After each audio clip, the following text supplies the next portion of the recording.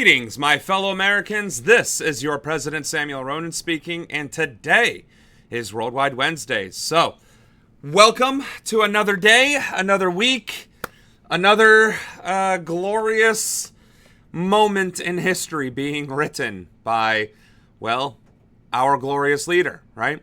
So, we talk about foreign policy and global news on Worldwide Wednesdays. And yet, because of this administration, we are often talking about, well, this administration, even during Worldwide Wednesdays. And why would that be? Why would we be talking about U.S. policy and activities on Worldwide Wednesdays? Well, when this administration is instigating war with not one but two countries in the Caribbean and Latin America, and threatening pretty much the entire region, it tends to be a major problem that we then have to discuss, because now it is geopolitical news. So, our first few videos are definitely going to be covering U.S. tensions with USA and Venezuela. And obviously the tensions are extremely one-sided. We are instigating it, and Venezuela is saying, stop that, and we're saying no. So yeah, lots of foolhardiness going on in that regard. So, another thing, we finally got some merch printed out. Some Sam Ronan for Congress. I know I said president, and we are the president. We are definitely getting there, but steps, baby steps, right? The first baby step is to be Congress, and then the second would be presidency. But the cool thing about this is there's a QR code, right? And I'm not trying to do a little flex thing, but you can see there's a whole QR code, and Ronan is the right way on the back. So, I'm going to represent this, our swag, although I guess I'm not doing a good job of representing it on camera. I wonder, would I have to be further back? Alright, so if I was further back, you might be able to see it more. Either which way, maybe we won't see it enough because I have horrible posture. But there is swag available. It's nice looking. It's cool. Represent. Let's build a movement. Let's get this thing on the road, right? So, with that being said, we got merch, we got likes and subscribes. What else do creators talk about? Find me on social media, which I guess I probably should put some sort of like at whatever YouTube and Facebook. I should probably do that, shouldn't I? I'll have to add that to my notes of things to do. I'm going to do that. Let's see. Twitch to do. Show other social handles on primary Twitch frame? I'll remember what that means. That's probably not the right language for it. Also, fun fact, messaging. You know how most of what we do on this stream is be extremely angry about the videos we watch and the news that is happening in the world, and then talk about, I wish I had an answer to solving this crisis through words and reaching our peers? Fun fact, I might have a really good answer. The gentleman, his name is Rob Weiler, or I think maybe it's pronounced Willer, maybe, instead of Weiler. But this guy, Rob Willer, there's a really, really good video, and I think this is the hardcore, in-depth one. Let me click on that real quick. Yeah, that's the hardcore. Hold on. That's a bit like political junkie. That goes into the nitty-gritty and the science of it all. Let's see, copy link and this one is a more broad overview over the concept of moral framing. Now, what is moral framing? Well, you can watch the video. No, moral framing is this idea of framing your topic, whatever the case may be, in a way that your audience, that your perceived audience rather, would receive that information, that topic, from their moral point of view. So, what is that in layman's terms, right? Because that was still a high-level explanation. I am very clearly left-leaning. On the Overton window, I am definitely left-leaning, but with some right-wing ideology aspects in terms of centralized leadership structures, right? I believe in a strong central government. I do believe in hierarchy. I do strongly believe in those things. Maybe it's because I was in the military. Maybe it's because I'm neurospicy. Who knows? I don't. I'm not an expert on that. What I am an expert on is how to govern, right? And that's an appeal to authority, right? So these are the things that we need to start focusing on, right? We need to start thinking, what do conservatives value most? Ideologically, morally, ethically, down to their core. And as it turns out, it is appeal to authority, it is groupthink, and it is purity and sanctity. So if you want to talk about same-sex marriage to a conservative, ironically enough, talking about rights and freedoms isn't it. Believe it or not, the party of freedom and justice in the American way, if you frame same-sex marriage as a right or a freedom, they don't give a damn. But if you say it in a way such as gay couples are just as patriotic as you and me and contribute to our society by paying taxes and supporting the American dream, all of a sudden they're like, wait a minute, what? They listen to it. So it's crazy that just by adding simple keywords and phrases, or like patriotism, literally the word patriotism, and then framing that in that context, you can literally pull off an impressive, influential discourse. Now, is it foolproof? No, it's definitely not foolproof. Like, you cannot. There is no messaging mechanism that you can do. Like, if you do X plus Y plus B, you're gonna get a result, right? It's simply, if you want to try to reach conservatives, you have to reach conservatives at the level that they are reachable, right? And that sounds like common sense. And there was some guy from the 1600s who said the same damn thing. This isn't new. What is new is the application of it in modern times and how it applies in modern times and how it can be useful and applied in modern times, such as social media, video, text, messaging, whatever the case may be. So we finally have an answer, and that answer is moral reframing. So look that up, because that's what I did. Moral reframing and political messaging. So this is literally moral reframing is the context. That is the deal. That is the ticket. And the same is true if you want to reach more left-leaning people. But I think we think we can talk to each other just as easily as we can talk to, liberals and Democrats. But as it turns out, that's not true either. Because if that were the case, leftist infighting would never happen, right? There would be that unity of ideals. And that's typically not the case. And that is because liberal ideology, as in left-leaning, as in on an Overton window, academically speaking, liberal, we tend to focus on morals, ethics, fairness, and equality. So if you talk to the Save the Whales people and you're a Save the Trees person, morally and ethically, you're going to clash, because morally and ethically, you think there's an imperative of equality or safety for the trees versus the whales, and vice versa. So how do you reach the whales people if you're a trees people, and how do you reach a trees people if you're a whales people? Well, you do the broader appeal, right? It's still about safety, equity, and morality, or empathy, right? But just on a broader scale. Instead of just the whales and just the trees, it's the ecosystem at large. It's the nature at large, right? It's natural preservation as a whole. But if you want to appeal to climate change in a conservative manner, you would talk about how polluting our waters makes it impure and unsafe to drink, and it diminishes the beauty of our landscape and our natural resources. And unironically, that appeals more to conservatives than saying you will die if your air is poisoned, right? Something also worth noting is there's a reason why neoliberalism is being used by Democrats. And as it turns out, if you're trying to appeal to people broadly using a neoliberal approach, or, unfortunately, the conservative moral appeal, you tend to get better results. It's weird. Maybe it's because in America we are more conservative leaning regardless, because here's the Republicans, and then here's the Democrats, right? There is largely zero difference between them ideologically, at least in the way they vote and act, versus what they are on paper, right? Liberal Democrats, left-leaning social justice warriors, right?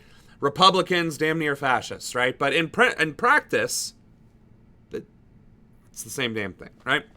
So I know I'm going off on a tangent here, and I probably went far too off course with the Professor Ronanism there, but suffice to say, I will be talking about moral reframing, and I'm going to practice using it to appeal to more conservative audiences because, well, I'm running for Congress in Ohio, which is very conservative.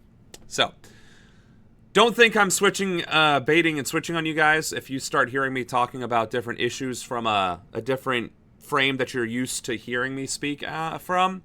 It's me literally practicing. I think I get the principle of it. I think I'll probably master it, no problem, but it's going to take time, effort, and practice, right? So, enough of that.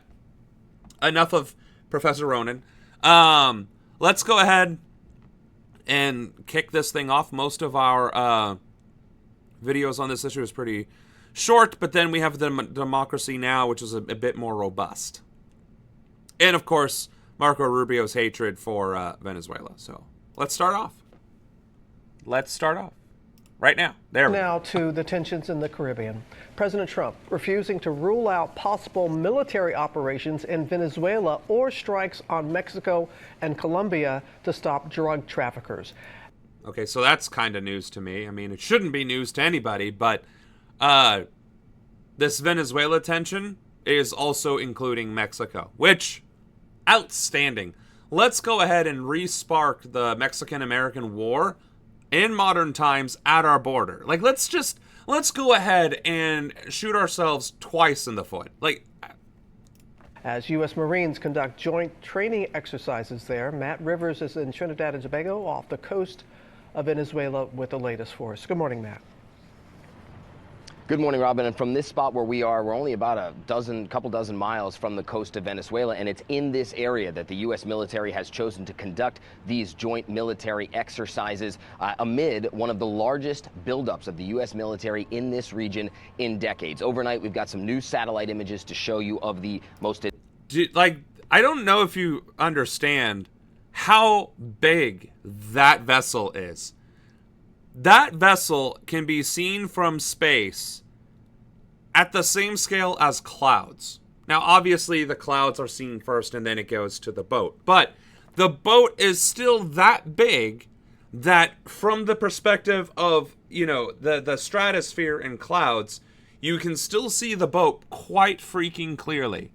That is an absolutely massive vessel.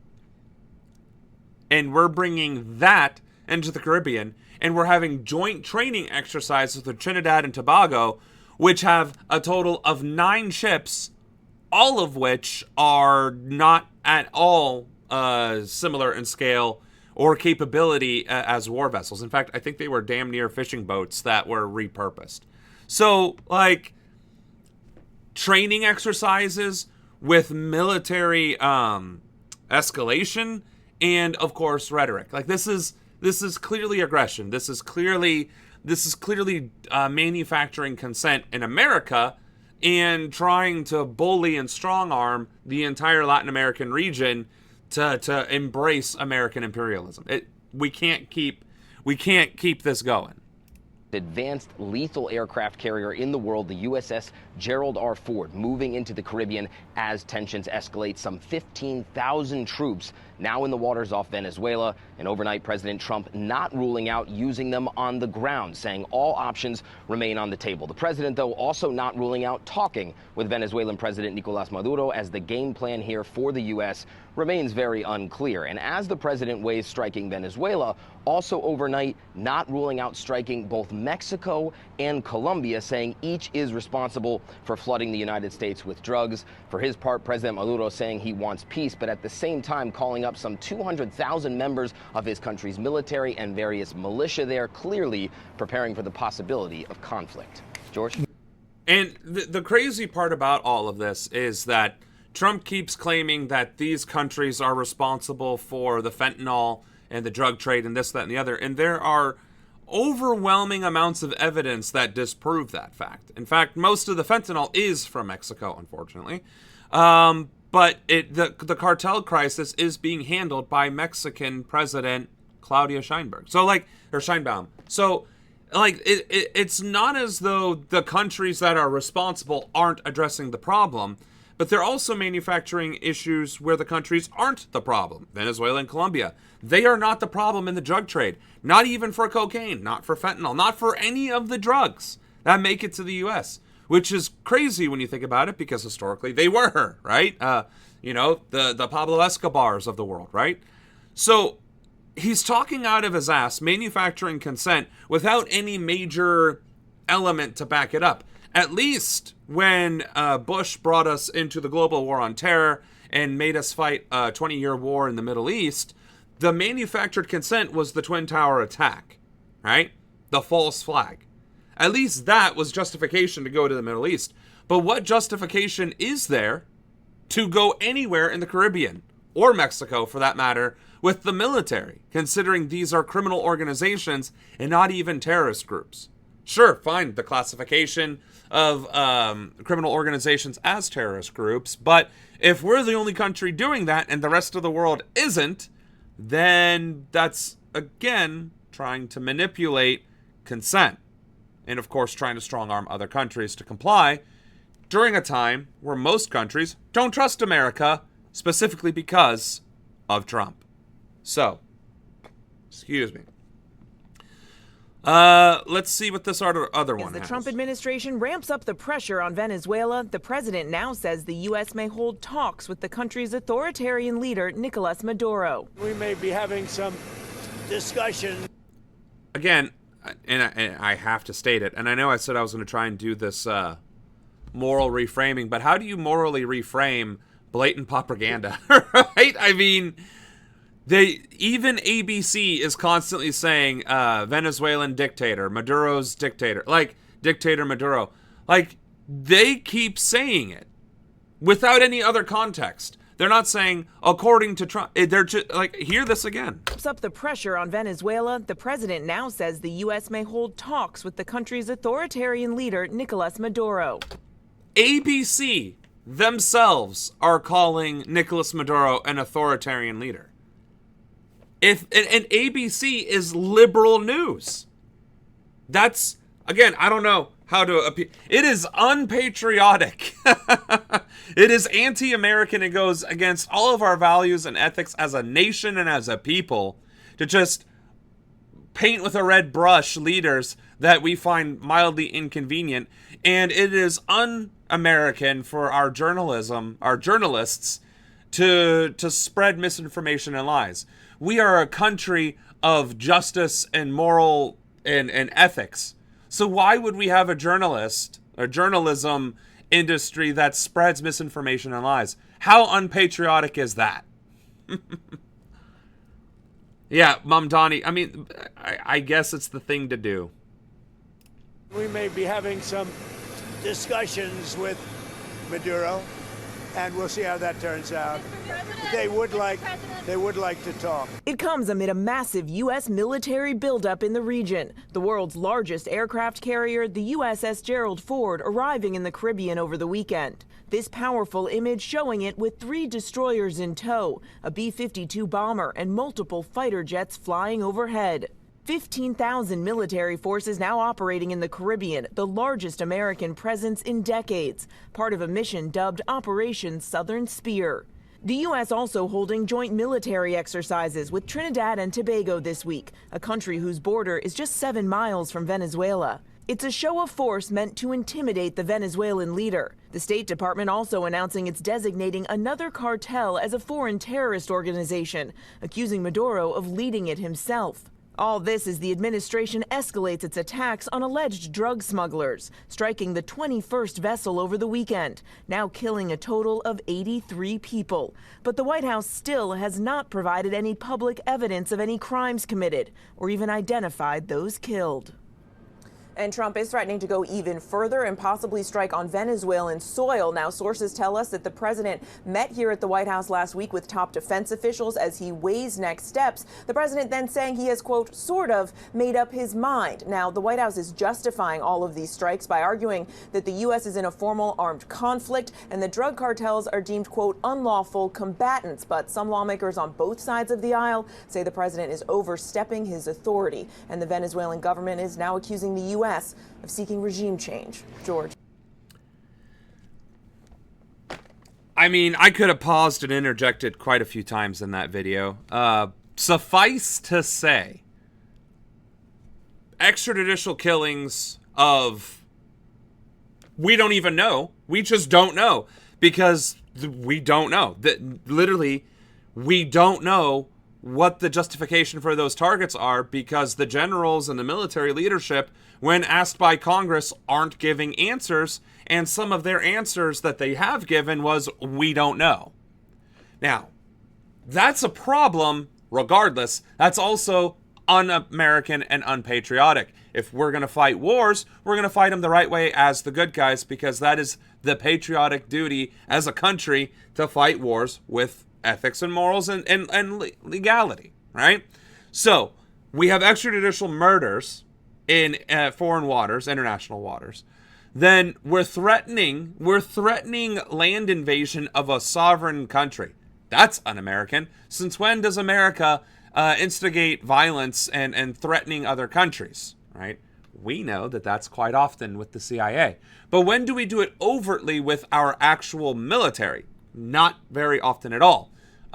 It does happen, of course, Vietnam, the Korean War, so on and so forth, but not without some sort of other geopolitical circumstance that was happening. We entered into the Korean War. We entered into the Vietnam War that was already being waged with the enemy and our allies.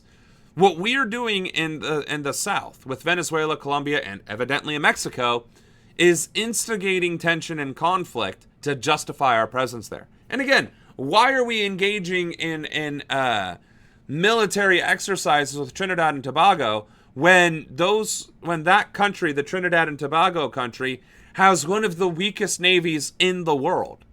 It's just, again, justification to manufacture consent for conflict that we don't need to be engaging in. Very un-American, very unpatriotic. And every single one of those soldiers are betraying their country and their core. So, that's not enough. Let's see. All these different clips are from ABC. So, I'm guessing we've heard all that already. Let's go ahead and listen to the Democracy Now! Defense Secretary Pete Hegseth has announced the launch of Operation Southern Spear to target suspected drug traffickers, he says.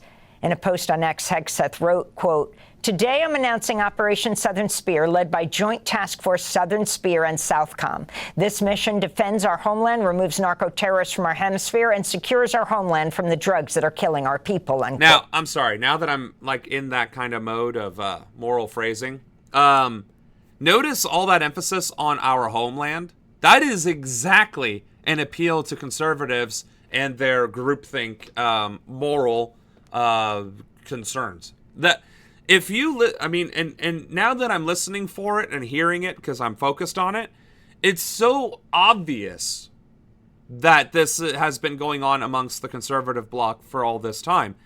And it's so blatant. It's so blatant. And yet, this, a lot of our news networks regurgitate it without any sort of context or even attempt at addressing the verbiage or the language behind it. So, anyway, I guess I'm still in professor mode. Sorry. Quote.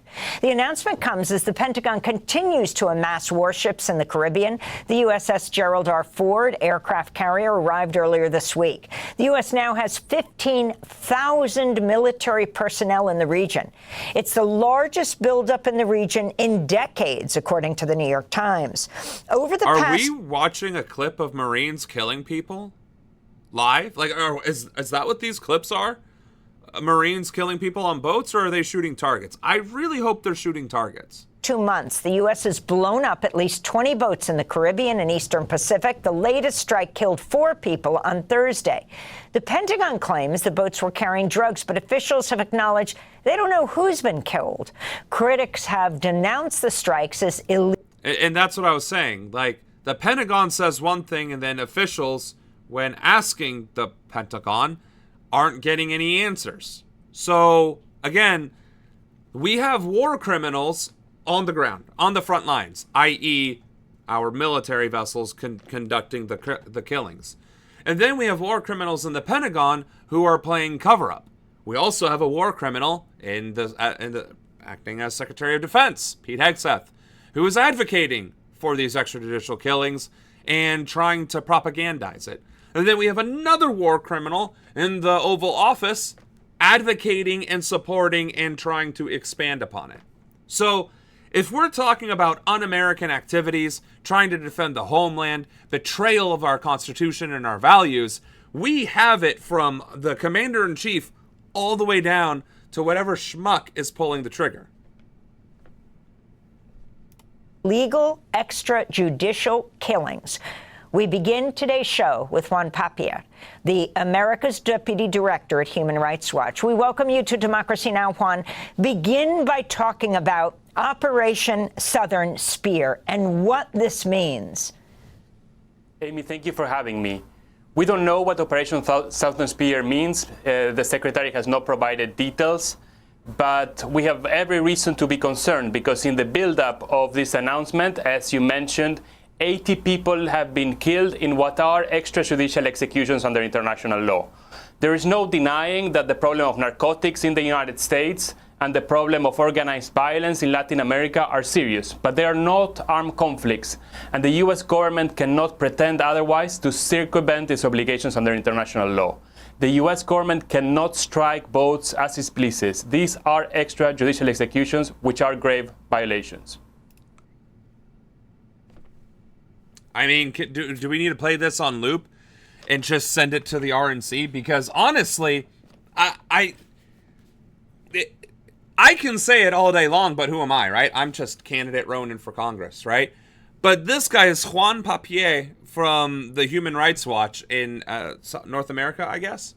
And from Washington, D.C., live from Washington, D.C., which I don't know if that's live. That looks like a really bad green screen. But hey, the point is, I'm not the one just saying this. The first time I heard that we shot a boat and we reported it on the stream, I was like, wow, that is an extrajudicial killing. And lo and behold, journalists and experts are like, yeah, no, those are absolutely extrajudicial killings. And that's not the way to conduct any sort of military business whatsoever. That violates international. It violates our own law. It violates our own rules of engagement. You literally have to verify that the enemy target is in fact an enemy target. You can't just be like, pow, oops-a-daisy, I just killed a civilian. Didn't know, sorry. No, that's called, you will get a dishonorable discharge court-martial with heavy labor. So, like, no, it violates our own uniform code of military justice, our federal laws, rules of engagement, like, you name it. What we are doing and the way that we are doing it is criminal in our own country's laws. We are violating our own institutions. We are defying our own constitution. We are betraying our own country's values and besmirching, smearing the sanctity of our military by allowing this to continue. And Juan, isn't it true that most of the drugs that come into the United States, whether it's fentanyl or cocaine, come through Mexico? And yet the Trump administration is directing all of its attention to the Caribbean and the Pacific just off the coast of South America. Well, fentanyl comes from Mexico. Cocaine comes mostly from Colombia, in most cases through the Pacific. But regardless of the drug routes that are being employed to bring these drugs striking boats is not the appropriate way to respond to organized crime. These people should be brought to justice, they should be prosecuted, and importantly, the United States should be supporting effort to dismantle these organized crime groups. Striking vessels in the Caribbean are extrajudicial executions which are banned by international law. And by American law. Let's be very clear. Even our own laws, our own military rules of engagement, and if I need to pull my uniform out of the closet to show you, I was in the Air Force, I know what I'm talking about, none of this is okay. It really isn't. And the re-emphasis. Now, I said earlier that the drugs that are going through to our country aren't coming from those two countries. I apparently misspoke a little bit. The context for that was they aren't traveling to our country through the Caribbean. It is going through the Pacific. So why the hell are we in the Caribbean in the first place, right? That was the point I was trying to make. I just wanted to clarify that context. But suffice to say, that's still not the way to conduct business. If we really wanted to do something in the Caribbean to affect the drug traffic or whatever, we could establish a blockade. We could do that. But again, establishing a blockade in international waters is against international law because it's international waters, right? It's why the Israeli blockade preventing goods coming by sea to Palestine is also illegal because it's international waters. And the waters that they are blocking are also Palestinian sovereign waters, or at least Palestinian recognized waters, which, again, violates international law.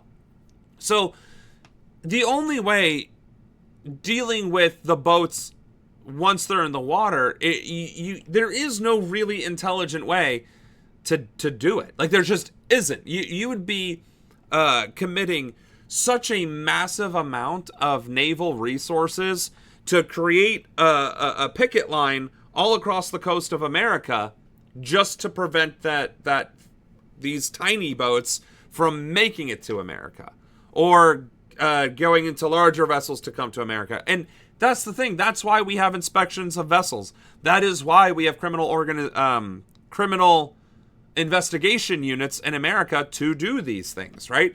The military is a hammer to a nail. And the only problems the military fix are nails. So if you direct the military to fix a problem that isn't a nail, well, they're still going to act like a hammer, right? And when the military acts like a hammer in a place they shouldn't be doing that in, it ends up causing a lot of problems, or in this case, crimes. So, and as the guy said, most of the drug problems are coming through the Pacific. So if we were going to have a show of force anywhere, wouldn't we be doing this in the Pacific? None of this adds up. It's just a show of force, a distraction, and a way to manufacture consent to try and boost his polling numbers. And I'm truly hoping that this Epstein scandal blows up in his face so hard that it forces him to retract our military from the Caribbean and eventually get him removed from office. Because otherwise these tensions will continue to escalate in the misguided belief that it will cover the Epstein scandal. So, I think that's pretty much the main gist of the Venezuela story, but Rubio hasn't been mentioned yet. We can go to Venezuela. There's a lot actually going on there. Let's go and put D1 up here on the screen. This is important from Secretary Marco Rubio. There had been a lull currently in Venezuela, and just from what I know, here's what I can share. Rubio is still hell-bent on regime change. Now, what he did very recently was smart on his plan to try and do this because Trump has shifted current strikes away from the Caribbean and to the Eastern Pacific. What he has done is they are now going to designate the so-called Cartel de los Solos as a foreign terrorist organization. Headed, as he says, by the illegitimate Nicolas Maduro, the group has corrupted the institutions of the Venezuelan government, is responsible for terrorist violence conducted by and with other designated FTOs for trafficking drugs in the United States and with Europe. Like, honestly, though, how can you get away with just saying that? Like, how can you get away with saying that as an official, like, part of the government? like, he's not just some guy on the internet calling Maduro a narco-terrorist leader. He is the Secretary of State. He represents the United States of America. His words reflect the views and opinions of the United States government. He is the foreign relations of the United States of America. And he represents the foreign relations of the United States of America. What comes out of his mouth is the foreign policy of the United States of America. So where does he get off calling a foreign president illegitimate, for one, and for two, the head of a cartel without any basis? And how is that not resulting in him getting removed from this position, charged with whatever the appropriate crime is, and having his career just absolutely torpedoed? Excuse the military naval reference. I don't understand how this administration is getting away with just blatant insults and disrespect of foreign leaders and governments when wars have literally been declared for less. Sanctions have been established for less. Like, diplomatic relations have been ended for significantly less. And this is apparently the new normal. I cannot wrap my head around it. Trying to stop the drugs from coming in to fix the drug problem in the U.S. is going to work as well as prohibition did. Yeah, well, I mean, that's the thing, though. What was the underlying causes for wanting alcohol in the first place? Because it's been around in society for over 12,000 years. Why do we have drugs? Because it's been around in society for all over 12,000 years. What have other countries done to mitigate the drug problem in their countries? Funny enough, legalizing it. And guess what? It makes the entire concept of the drug itself safer, right? We shouldn't encourage drug use, right? We shouldn't encourage cocaine use or heroin use or meth use. But if it's legal and regulated and consumption isn't criminal, then we can make the manufacturing and distribution illegal if it's outside of official channels, and therefore compete with the cartels, undercutting them, forcing them out, because now there's a safe, legal way to do it, and the cartels end up dissipating. That's literally how you combat crime. By making it not profitable. By not making it sustainable. By making it more sustainable, more profitable to not do the crime. And what are we doing? The exact opposite. Making it harder to go after the criminals and forcing the criminals to become more imaginative in their distribution tactics and their criminal activities. Like, again, how un-American is it to just shoot the problem and to blame the problem on everything and anything else other than what it is? Our nation's leadership unwillingness to see that the problem is at home. We can address it at home. That's the American thing to do. To fix it within our own borders. To deal with the crisis at home. That's the American thing to do. That's the patriotic thing to do. What we're doing right here is being a cartel of our own. Being a gang of our own. We are the criminals using our military might as a bludgeon and as enforcers to maintain our hegemony and influence in the region. That's un-American. Only a matter of time before Trump tries to label all of us as terrorists. Right. If you dissent from MAGA, if you dissent from Trump, if you don't support the military being deployed into our cities, and if you don't support ICE, then clearly you're a narco-terrorist. No, and I think, haven't they already begun that with the executive order? If you're anti-American or anti-capitalist or anti-Christian, you can be labeled an enemy of the state. So, I mean, it's already begun. It hasn't been enforced yet, but it has begun.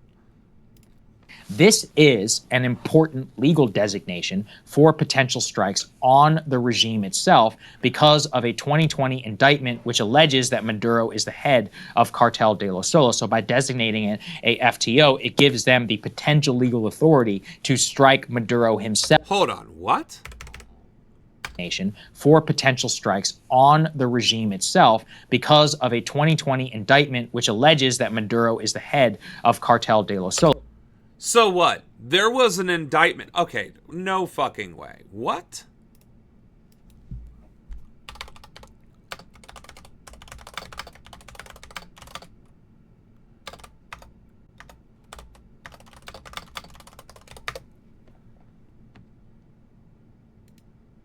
In March 2020, the U.S. Department of Justice indicted Maduro and 14 other Venezuelan officials on charges of narco-terrorism, conspiracy to import cocaine, and drug trafficking. The indictment alleged that since at least 1999, they acted as leaders and managers of the cartel of the Suns.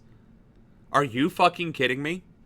So America, through its foreign policy under the first Trump administration, indicts Maduro, and then uses that 5 years later during the second Trump administration as evidence and judiciary backing, judiciary justification to go after him again. It's like, well, he was already indicted by you, by the same fucking people and group.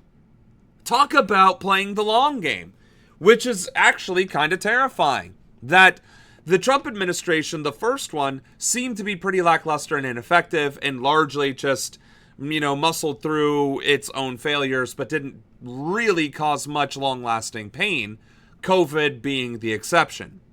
Yet, somehow, they still sowed the seeds and set the stage and laid the foundations for present-day acts of aggression against foreign leaders, setting the stage for acts of maliciousness against dissenters and the American people generally, positioning key members in different positions to dismantle the Constitution, our checks and balances, and our various institutions. Like, it's kind of scary that the first Trump administration, although lackluster in principle, actually did set behind-the-scenes things in motion that are now coming into effect 5 years later. That's disturbing. And actually, apparently we need to save this because this keeps coming up. Unbelievable. So by designating it and designating Antifa as a terrorist org. I forgot about that. We can thank the Democrats for unanimously confirming Marquito. Even Bernie voted to confirm him. Right. And what I don't understand, too, is, like, can't the Senate call it? You know what? I guess we better check that out. Can the U.S. Senate recall a member of the cabinet after being approved? So, apparently not. So, recall is a procedure that allows citizens to remove and replace a public official before the term ends. Okay, well, that's not that.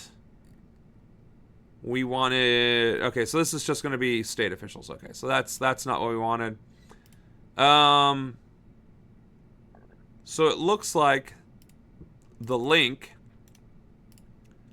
is right here. Okay. Eligible for impeachment. President, Vice President, and all civil officers shall be removed from office on impeachment for and conviction of treason, bribery, or other high crimes and misdemeanors. Which is crazy to me, right? Because Article 2, Section 4 specifically includes bribery.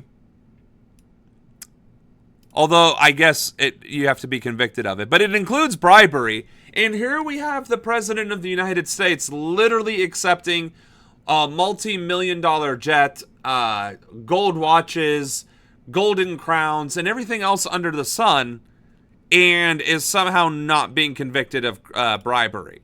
And then you have treason or other high crimes, which would be things like, I don't know, instigating war, lying about foreign heads of state. Like, these are all... All I'm saying is, it's kind of crazy that this exists, and this administration is chock full of all of these things, minus the conviction part, and nothing's being done about it. Like, it's right there. It is our patriotic duty as Americans to ensure that every single member of this administration is tried and convicted of their various crimes that are listed under Article 2, Section 4, and other high crimes and misdemeanors. Like, just, okay. That's a constitutional reference. We'll put that in that tab. So, what are high crimes and misdemeanors in the U.S.? Abuse of public trust, violations of the Constitution. I mean, my God. I guess this would be also the Library of Congress. So,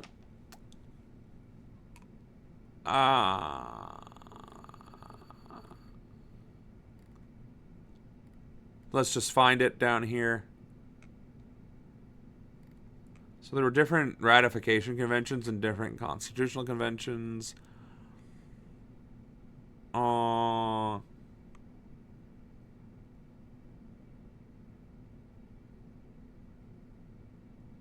I guess at the time it meant political offenses or misdeeds committed by public officials against the state. And that would be section 45.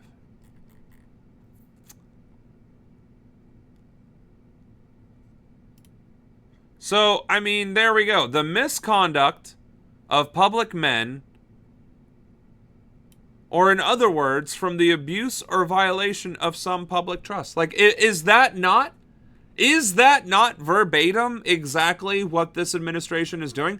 Marco Rubio, Pete Hegseth, the McMahon lady, like, all of these people, RFK Jr. and Dr. Oz, are they not all abusing public trust and violating public trust through their various antics? I just, it kills me because every single one of them can and should be impeached. And the fact that they're not is unconstitutional. It's anti-American. We are failing in our American duty and obligation to hold these people accountable. It's absolutely insane.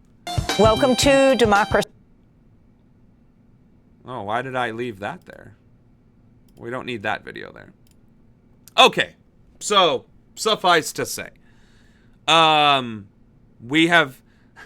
we spent I don't know how many minutes on this and only got 59 seconds into this video. FTO, it gives them the potential legal authority to strike Maduro himself and to have regime change. Now, at the same time, let's be clear, while Rubio and all of them are pushing this, Trump is also being presented with overtures from Maduro, who wants to negotiate with him. And here's what he said whenever he was confronted about potential talks with Maduro just yesterday in the Oval Office. Let's take a listen.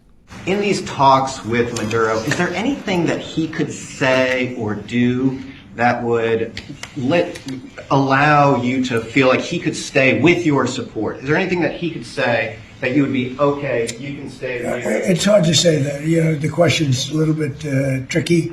I don't think it was meant to be tricky. It's just that, look, he's done tremendous damage to our country, primarily because of drugs, but really because we have that problem with other countries too. But more than any other country, the release of prisoners into our country has been a disaster. He's emptied his jails. Others have done. You know, and I get it. Breaking Points is trying to get clicks and views just like everybody else. But you're just letting this clip play. Again, this is what I'm talking about. We're giving him extra platforms. The 1.7 million subscribers from Breaking Points, whatever the original news network was that did this particular interview, and now my stream. Nobody should be platforming this guy. And yes, I get that he's the president of the United States. That doesn't mean that the words that are coming out of his mouth should be platformed. Again, if anything, they should be used to indict him for all of these myriad crimes. That is the American thing to do. That is the patriotic thing to do. That is our civil responsibility as American citizens to hold this piece of garbage accountable. And instead, we just let him speak free reign for however long, and then maybe pick it apart. And that also, he has not been good to the United States. So we'll see what happens. At a certain period of time, I'll be talking to him. So he's like, well, you know, maybe you will talk to him. Maduro's done tremendous damage, but I will be talking to him. Trump at this point is completely torn, and this is the product of this is the Rubio problem that I've been flagging from the beginning, because he is the national security advisor and he's a secretary of state, which means he totally controls the interagency process and the stuff that gets to Trump and the president's desk in terms of the level of options. There's never been before that level of control, except for Henry Kissinger under Richard Nixon and with Gerald Ford, and Ford eventually is fed up with that. Now, damn. There's a name I didn't think we would be hearing for, well, ever again. Henry Kissinger. The last time we had a Secretary of State having the complete and total ear of a president was Henry Kissinger over, of course, Reagan and Ford. Like, that's gnarly. That is gnarly. That the last time this happened was the last time we elected a psychopath Republican that shifted the entire Overton window in the United States to the right. Right, Kissinger, may he burn in hell. And it just goes to show, like, we can point even to this to Reagan. Like, picture any social, political issue, foreign policy, domestic policy, whatever, and it shifting to the right. And you can point at Ronald Reagan, and every single time, or at least an overwhelming majority of the time, you'd be correct. I think it would be a smaller comparison to figure out how many times Ronald Reagan wasn't responsible for some mishap occurring in the United States or some conservative shift in the United States. McNamara and JFK, I guess that's a little bit too far back, because Reagan was first, apparently. And I also don't know much about McNamara, so I can't really speak about that. But from what I can understand, JFK's major foreign policy faux pas was with the Cuban Missile Crisis, and then creating the trade embargo on Cuba that is still largely ongoing today. Oh, of course, Dick Cheney was the man behind the curtain, sure. But I guess not to the same degree that Rubio is to Trump or Kissinger was to Reagan. And I guess that was the point he was trying to make. You remember that scene in The Lord of the Rings where Wormtongue was in the ear of the King of Rohan, whispering, and the King of Rohan was all like this, and Wormtail was all evil and malevolent looking? I think that's the kind of deal that he's talking about there. Not to say that other foreign policy cabinet members and so on and so forth didn't have a lot of sway in previous administrations, but that they didn't have this much sway in previous administrations. Right, Bay of Pigs. I'm not arguing with you, buddy. I agree with you that Dick Cheney absolutely had a role. I'm saying I don't think what he's implying is that it wasn't nearly as big of a role as Kissinger to Reagan and Rubio to Trump. The reason why this is important is that Maduro, there is a lot of stuff from behind the scenes who has tried to make overtures to Trump in the first place, who Maduro doesn't trust Rubio to relay any of his messages. So he has to try and go through outside channels. Yeah, he's totally right to do that. Yeah. But what he's trying to do is go through outside channels to reach Donald Trump. Now, they have this interlocutor with Rick Grenell, who I believe is one of the best members of the administration. But the problem is that with the interagency warfare, you just never know how this is all going to play out and Trump's own mind. At the end of the day, the most convincing argument that's been made to Trump is that, guys, you don't have a plan, and this is going to be just like Libya. But with every step that moves forward, from the FTO designation to the strikes and more, eventually your hand may be forced. And who knows what Maduro is going to do? Let's give the guy, I'm not a Maduro fan, just everybody knows, but we can rationally view. He's got, the biggest military force in the Caribbean since fucking Cuban Missile Crisis out there. They've got strikes in the Caribbean. You got the U.S. government with a bounty on your head. I mean, a less rational person would go berserk and would declare war. He's not doing that because he just wants to survive. He doesn't care about Russia. He doesn't care about China. He wants to sell us oil and gold and just tell us to go away. At the end of the day, he wants to die in his own bed, rich, happy, and unafraid. That's what North Korea wants. That's what most of these people that we're told are so spooky.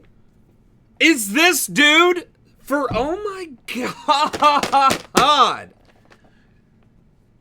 Who is this guy? What the fuck is this guy's name? Because he may as well quit his job at Breaking Points and join CNN. Are you serious? Are you serious right now? Sager? Oh, he's the... Oh, I guess it's right there. Well, I didn't look. Okay. He may as well quit his job and join CNN at this point because, like, he's comparing Maduro to Kim Jong-un, who ordered his uncle to be eaten by his uncle's own dogs while alive, who is an absolute authoritarian dictator, who has killed his citizens, who has done heinous, unspeakable things in his country and threatened to do to other countries. I guess he's one of the major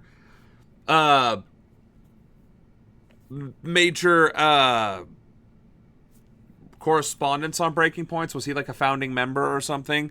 So I guess they can't get rid of him. But like, what an absolute shitty take. Like, you may as well stop trying to talk against Trump at this point if you're going to just make up slander. If you're going to follow through on the slanderous lies and misinformation campaign that has been foisted against Maduro. Like, are you serious right now? Like, are you serious? But okay, let's listen. And horrible want. They're just pretty rational actors at the end of the day. So when it comes to negotiation, the deal on the table is a good one. He's willing to sell us a shit ton of oil and gold and minerals, and specifically to deprioritize Russia and China if that's what we want. Why would we not take that? But Trump has got all this stuff in his ear from Rubio and others, and they're making all kinds of BS arguments. The latest one is that if we overthrow Maduro, then the new government will be even more friendly to us on terms of oil and of gold, which makes no sense. Because why would you have to overthrow somebody when you got a good deal already that's on the table? Who already wants to work with you. So, at this point, the Venezuelan population, this is the other thing I've learned. I'll agree with that point that he was making. There is no reason to overthrow Maduro in this. And just if you get rid of any other context, Maduro is willing to play ball, to play trade, to do oil and gold and other minerals that we don't have in the United States and the same kind of abundance that Venezuela does. Hence, international trade and the benefits of it, right? We have gold, we have oil in America, but we could also sell it, or we could use it ourselves, and we could import it cheaper from Venezuela or whatever else. That doesn't matter. There's a reason for the international trade. But instead, we're opting for military intervention and regime change. Like, just that alone doesn't make sense. Country A is willing to play ball with country B, so instead of doing that, let's invade country A. Like, that just doesn't add up. He is 100% correct about that. In terms, everyone's like, you're a Maduro simp or whatever. I'm not saying he's popular, but in this instance, any leader, like let's say Maria Machado, who's being directly propped up by the United States of America and is seen as endorsing strikes on her own countrymen, what legitimate what legitimate power are you going to have with those people? She's going to be loved. Exactly. Mm-hmm. They're going to say you're a tool. As a liberator. Right. You're a tool of the United States. And yeah, I don't like Maduro, but I don't want some CIA-backed, literally USAID, leader to come in and to usurp my country. There's elements of nationalism here, which are very important. Well, I mean, that pretty much does summarize the situation, right?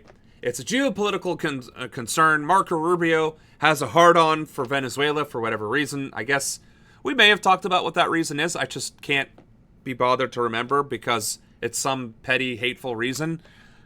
But also because they do have a puppet in Venezuela, that lady, that is trying to elevate herself through the U.S. influence so that she can live whatever lavish life that she wants in Venezuela. So it all seems like a bunch of unnecessary extra steps to get what we could already get, which is what we want, oil and gold and lithium, which Maduro is more than willing to share and trade with us. So why are we going through all these extra steps? That's, I guess, the part that I'm not understanding.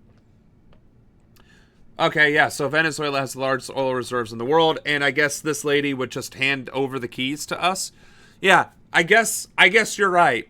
It's better to get 100% of the oil and 100% of the profits than just 50% or something. Like, what? Still isn't justification, but I guess that's the mentality. speaking of oil and ridiculousness, Saudi Crown Prince, baby. I want to start with you then in Washington. So wait a second. The lady that they're trying to prop up in Venezuela has already said that she's not going to play ball with the oil. Then it's a pointless regime change, isn't it? Because it's going to be less lucrative for America anyway. Like, what? Oh, said so. Oh, sorry. I guess I didn't read that correctly. Never mind. I retract that. Okay, so Trump on Saudi Arabia. Let's go. And Kevin, and what we can expect today in terms of events and what the White House is hoping to achieve with this visit. Yeah, and I'll just start with the atmospherics, which you touch on slightly. This is really a state visit in everything but name. Of course, the head of state of Saudi Arabia is the 89-year-old King Salman. Mohammed bin Salman is the crown prince and certainly the day-to-day leader of that country. And you do see the White House taking the diplomatic trappings to really a level that we have not seen so far in this administration. So you've heard the bands warming up on the South Lawn this morning. There'll be a cannon salute this evening, a black tie dinner that in any other circumstance would be called a state dinner. And this is really kind of a return to the diplomatic fold for Prince bin Salman after a number of years sort of out in the cold when it comes to diplomacy and the United States. You know, his last time here was in 2018. That same year was the year. It's kind of crazy that all of these last times that have happened, Saudi prince, Maduro indictment, were during Trump's first administration. Again, crazy how this administration has set the stage in his first administration, which was largely lackluster, and then have it come to fruition now, in this case, 7-8 years later. Like, this is... I don't want to say that there's some hidden genius behind Donald Trump, because obviously it's not Donald Trump that is setting these things in motion. It's whoever he's surrounding himself with. But it is truly impressive that all of these things were established during the original chaos of the administration and are now coming to fruition after Project 2025 has been successfully executed. I guess we will see how much more was set in place and began in the first administration that are coming home now. That Jamal Khashoggi, the Saudi dissident journalist, was killed at a Saudi diplomatic compound in Turkey, and the Americans... So, I'm sorry, we started that. I paused it and started it right when he was talking about Khashoggi, who was the reporter that was dismembered on a diplomatic site alive.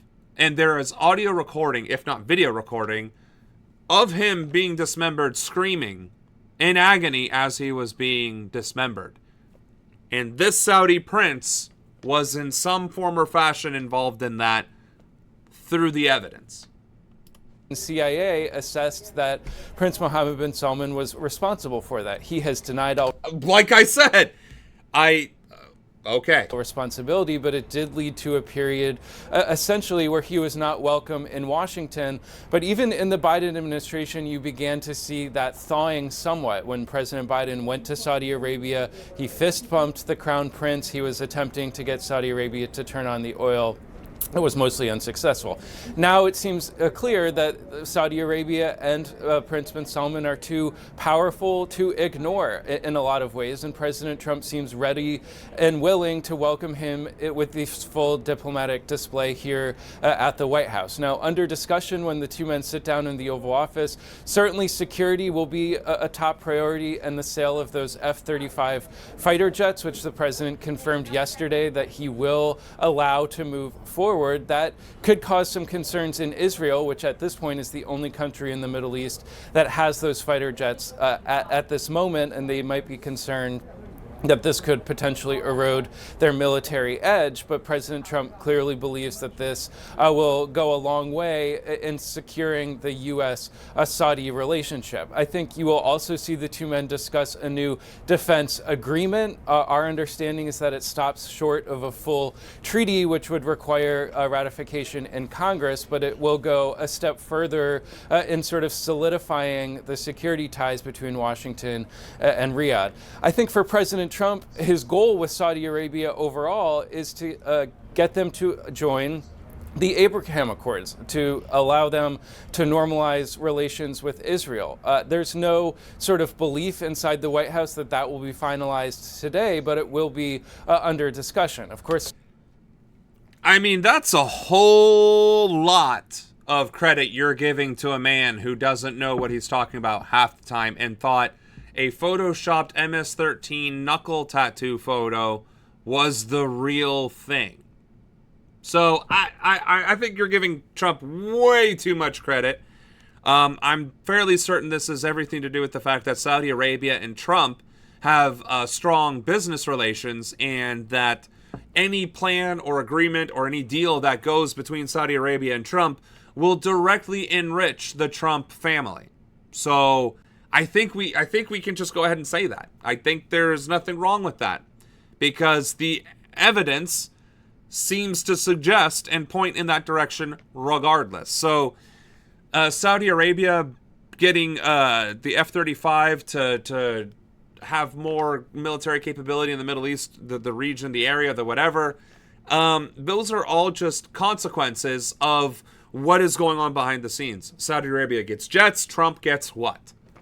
What is America getting for all this regardless, right? And if America isn't getting anything, then pay attention to what Trump is getting. And then ask yourself, why are we proud, red-blooded Americans just sitting idly by while our president betrays us in front of our noses, in front of our faces, and conspires with a foreign power to enrich himself? Saudi Arabia uses those fighter jets to commit genocide in Yemen. Right. So, I guess that's where they will get along and find their common cause to sign the Abraham Accords. MBS may have been in the room when it happened. I mean, maybe. Could very well be.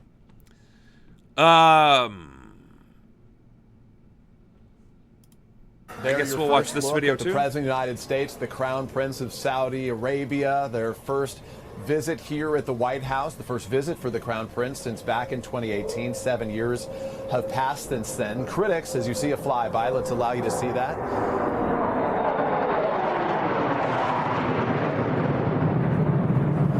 Cameras could barely keep up. A flyby of some fighter jets just overhead to really celebrate this trip for President Trump. As we noted, this is not usual. This is a man who had been viewed Is that as it? We're just okay. We're not gonna just do a play-by-play of them holding hands. Like, okay, here we go. And Trump and Crown Prince make investment and defense promises. So this is probably the video that we want to talk about.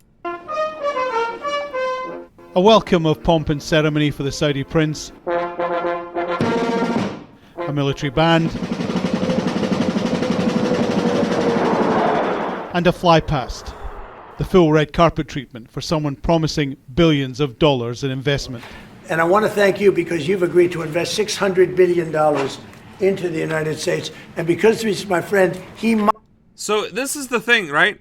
He's going to invest $600 billion to the United States. Meaning what exactly? He's going to build roads and bridges in the United States. He's going to help us build rail in the United States. He's going to give us $600 billion worth of oil. Is that what we're getting? Because Saudi Arabia is actually transitioning from its oil and focusing on it being just a pure net export and solarizing its country because it's a fucking desert in front of the sun, right? So I don't buy that. Where is this $600 billion going? Is it going to be in Trump properties? Is it going to be benefiting American infrastructure? Like what? Are we going to create some sort of like Saudi Arabia mall or boutique or vehicle line? Like what is the investment? Like, are we going to get details?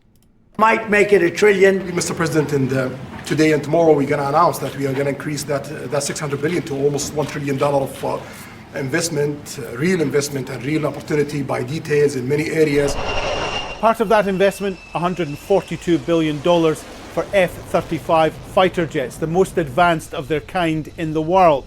US law says that Israel must have a military advantage in the Middle East, which explains why the Israel... Hold the front door. Why does American law state Israel needs to have a military advantage in the Middle East? Why are Americans passing laws for foreign countries to have and maintain military superiority at all? Period. Dot. What kind of crazy ass betrayal of the American people and our military and the interests of the United States is that?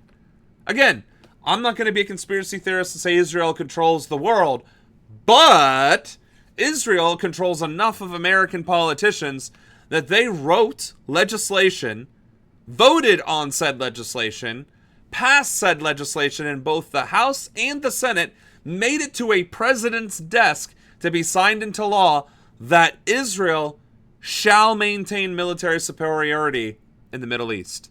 If that isn't an extreme amount of influence in our government, which is in violation of the Constitution, treason, I don't know what is. When was the law signed in America stating Israel must be military superior? 2008. Reported on 2011. This commitment was written into law in 2008, and each and every security assistance request from the Israeli government is evaluated in light of our policy to uphold the qualitative military edge. 2008. So the very last year Bush was in office. I'm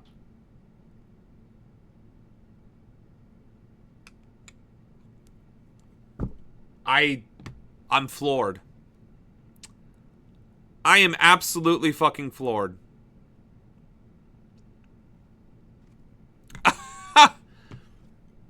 Okay. All right. There it is. Israeli lobby and government tried to block the sale, the first of its kind, to an Arab nation. I have a question about the F-35s that are being sold to Saudi Arabia. But President Trump told Al Jazeera's Kimberly Halkett the deal will go through. Are these the same ones that are being used by the Israeli military? And if so, how does that allow for the qualitative military edge for Israel? I know they'd like you to get planes of reduced caliber. I don't think that makes you too happy. They've been a great ally. Israel's been a great ally. And we're looking at that exactly right now. But as far as I'm concerned, I think they are both at a level where they should get top of the line. Well, the Crown Prince is looking for help with...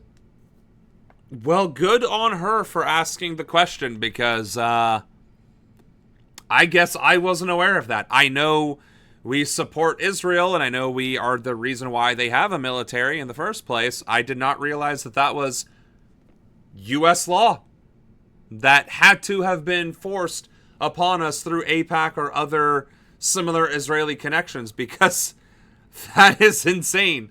That is an insane level of foreign influence in American government and policy. Like that, wow. Israel got Bush and the Bush Congress to sign a law and have Bush sign it to say that Israel will be qualitatively military, or have a qualitative military edge in the Middle East. I am so floored by that. Like, that's not even 1984. I don't even know that it's man in the high castle. That's just... I think we're the United States of Israel at this point, honestly. Wow. With Saudi Arabia's own domestic nuclear program, he's keen to see the US reopen talks with Iran about theirs, a program badly hit by US military strikes earlier this year. Donald Trump is keen to add Saudi Arabia to his Abraham Accords, normalising relations with Israel. Not at the moment, say the Saudis, indicating a two-state solution with Israel and Palestine is more important. We want to be part of the Abraham Accord, but we want also to be sure that we secure a clear path of two-state solution. And today we have a healthy discussion with Mr. President that we're going to work on that to be sure that we can prepare the right situation as soon as possible to have that. Well, the Saudi investment is...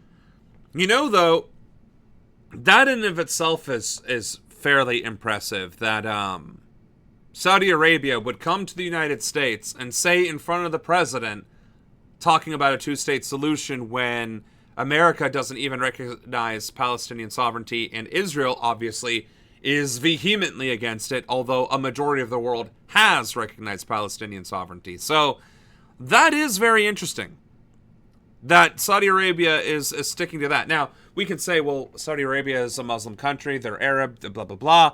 Any of these demographic cultural ties, well, of course they're going to be supportive. Yeah, but not necessarily, because where was Saudi Arabia for the past 80 years on this issue, right? So that's kind of why I'm kind of shocked that they are so loudly and publicly a proponent of it.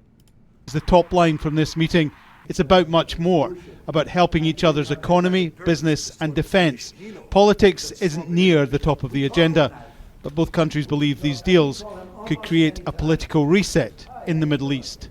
Alan Fisher, Al Jazeera, at the White House. A political reset in the Middle East where Saudi Arabia is at the top of the pecking order and keeping Iran under wraps? I mean, isn't that already the pecking order in the Middle East? I don't know. Also, Saudi Arabia has been committing genocide in Yemen, and they are also mostly Muslims, right? So, like, why? I mean, we could go into that and go full professor mode, but that's my point, right? Like, it's not like Saudi Arabia is just going out of its way to support, you know, victims of regime change or international conflict or protecting the Muslim populations in the region from aggression. It's very picky choosy, and again does not quite answer the question, right?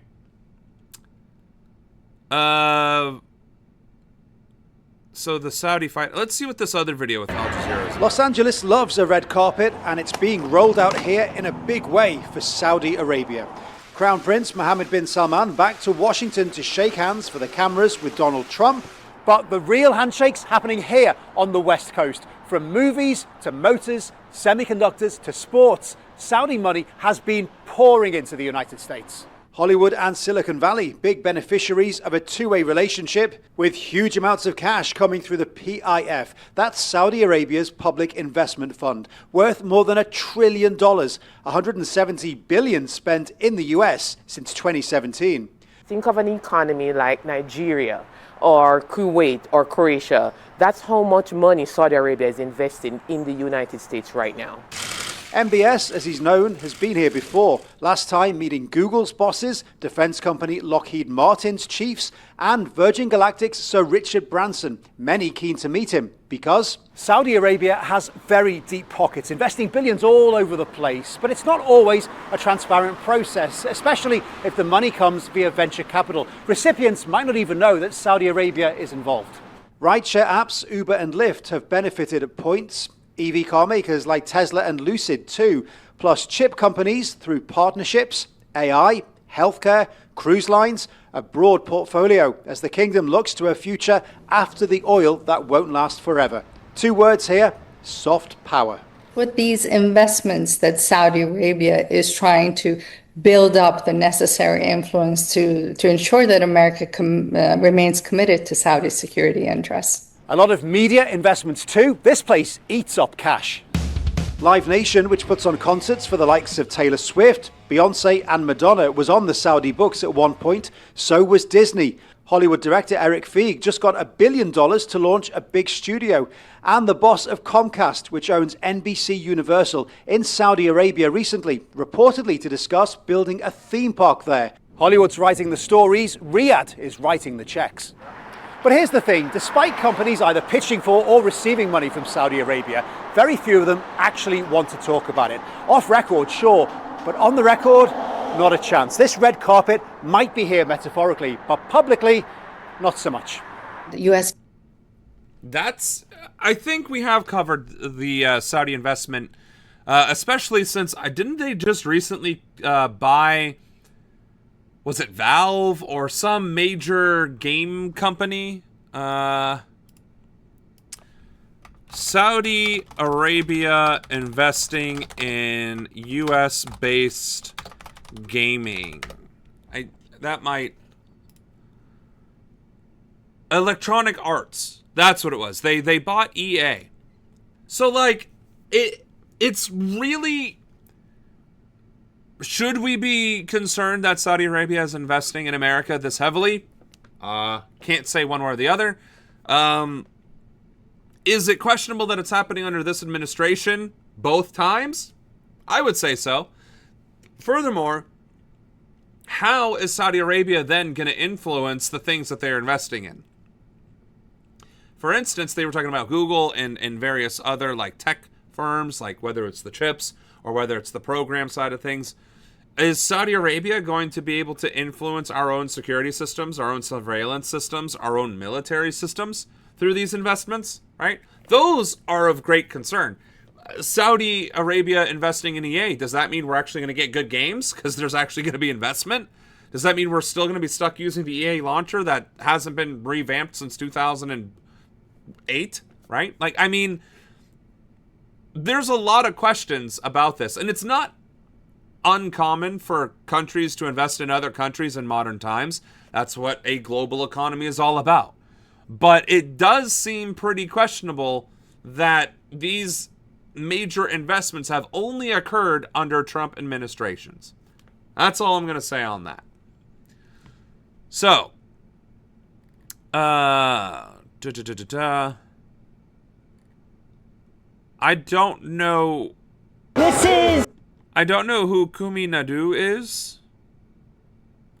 but I guess we will find out. Democracy Now!, democracynow.org.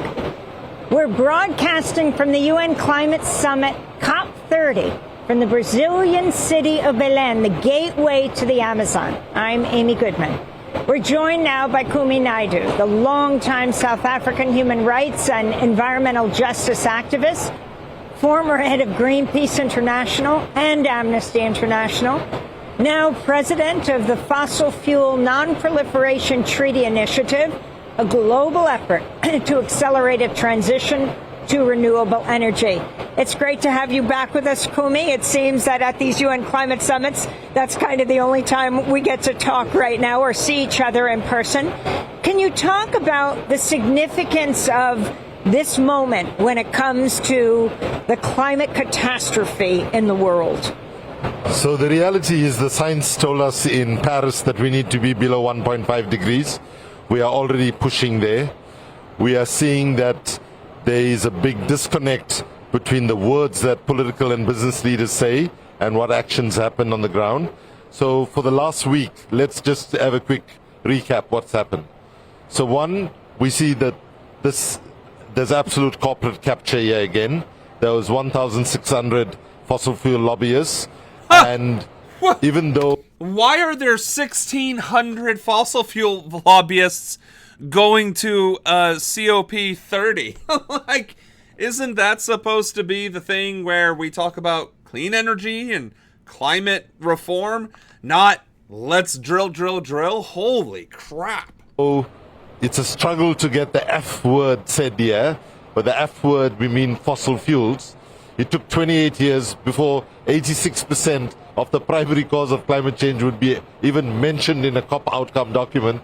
That's like Alcoholics Anonymous holding 28 years of conferences before they can get a backbone to mention alcohol, which is the problem.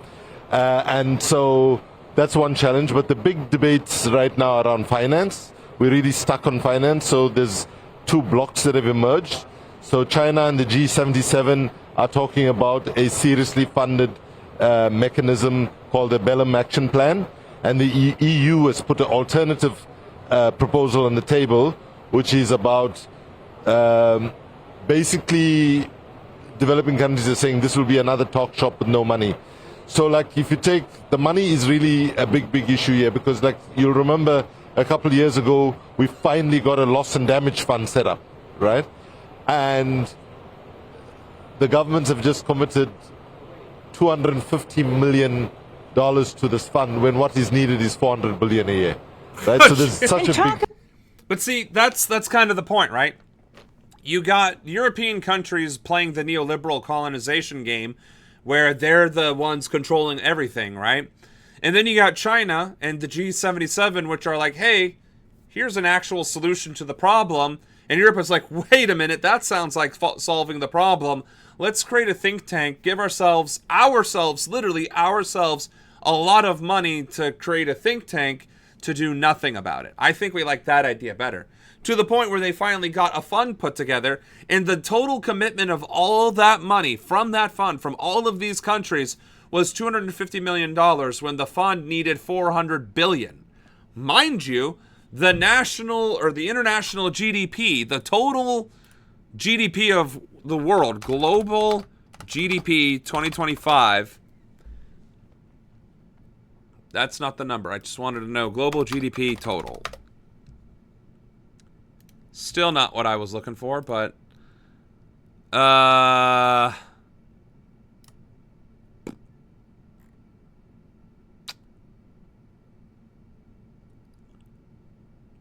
what? Okay, what? Why can't you just give me a simple answer? What is the total global GDP? Why the fuck are we not? Okay, $115 trillion. Now, those of y'all who might not be as great with math, a trillion is a lot more than a billion. 1,000 times more than a billion. GDP is gross domestic product year over year, meaning every single year a country produces X amount of dollars, right? Or their currency. Globally, this year we should be producing $115 trillion worth of stuff. 400 billion is 600 billion less than 1 trillion. Meaning, out of the $115 trillion that is generated by every single country on Earth, we need less than a fraction of a percent of that. So, if we open this calculator tool up and we do 0.4 divided by 115, which would be the equivalent of getting rid of all the zeros, that would be the equivalent of 0.347% of the entire global GDP. Less than 0.5% of the entire world's collective income to deal with climate crisis. And we contributed globally $250 million, which 0.502. Like, this is like an insignificant figure. It's like if you make $80,000 a year and you dropped a quarter in the street, that is how much has been contributed to this global fund. The equivalent of if you make 80,000 take home, let's just say take home, and you dropped a quarter, that is how much has been contributed, that $250 million. What's being asked is if you take home $80,000, that you contribute $300. So if your net annual income is take-home pay, if your take-home pay is $80,000, what the world is asking for is $300 of those dollars. Mike, this shouldn't be a debate. This shouldn't be a question. That is an insignificant sum of money in the grand scheme of things. A grand scheme of things, insignificant sum of money. And we are contributing about a quarter from that ridiculous income. talk about why you think, I mean, many people in the U.S., certainly Trump himself, the president, would say, why should they be putting money into these countries? So basically, first and foremost, it's in self-interest, right? That in the end, if the rich nations of the world don't support poor nations to transition and survive, the end result is that there will be growing emissions from the global south, which makes it worse, and more forest fires in California and more intense hurricanes and tornadoes in Florida and elsewhere. But the historical issue is, the facts are clear, that this old process that started 30 years ago said that we should have common and differentiated responsibilities, that all nations need to work together because the challenge is so big. But it also differentiated, is that countries like the US and Europe, who decimated the forests historically, that built the economies on dirty energy, and the historical emissions in the atmosphere are coming from those emissions. It's not to say that developing countries are not rising as well right now, but the historical accumulated responsibility still exists. And so basically, we're not asking the rich nations for a charity year. We are asking them to pay their climate debt. It's about, Well, I wanted to ask you about the historically #1. So, for those of you that didn't quite follow that, apparently the majority of the harm that has been done to our economy, or I'm sorry, our ecology, to the environment, was due to the Industrial Revolution that rocked the whole world in the early 1900s. And that damage from the 18 and 1900s consisted of the overwhelming majority of Europe, America, and China, who are now the wealthiest countries on Earth, or the wealthiest regions on Earth. And because we contributed the most to it, and can still do, we're being asked by this fund and generally to pay reparations to undo the damage, or at least address the damage that was done. That's not an unfair ask. But in modern times, with neoliberalism and the global economy and God knows what else, apparently it is. Because apparently it's more important to make money than it is to, breathe air and drink clean water. But, crazy me. One greenhouse gas emitter, and that's the United States. On Monday, yesterday, I caught up with the Prince of the Netherlands, Jaime de Bourbon de Parme. He's here at COP30 as the Dutch climate envoy. I wanted to ask your thoughts on President Trump not sending a high-level delegation here and what that means. So it's truly up to any government to decide who want to send what conference. So I'm quite open to say, well, it's his choice not to send someone here. I think we need all parties to be constructively thinking about the future. So I would like to see a constructive U.S. present at the COPs, as we've seen in the past as well.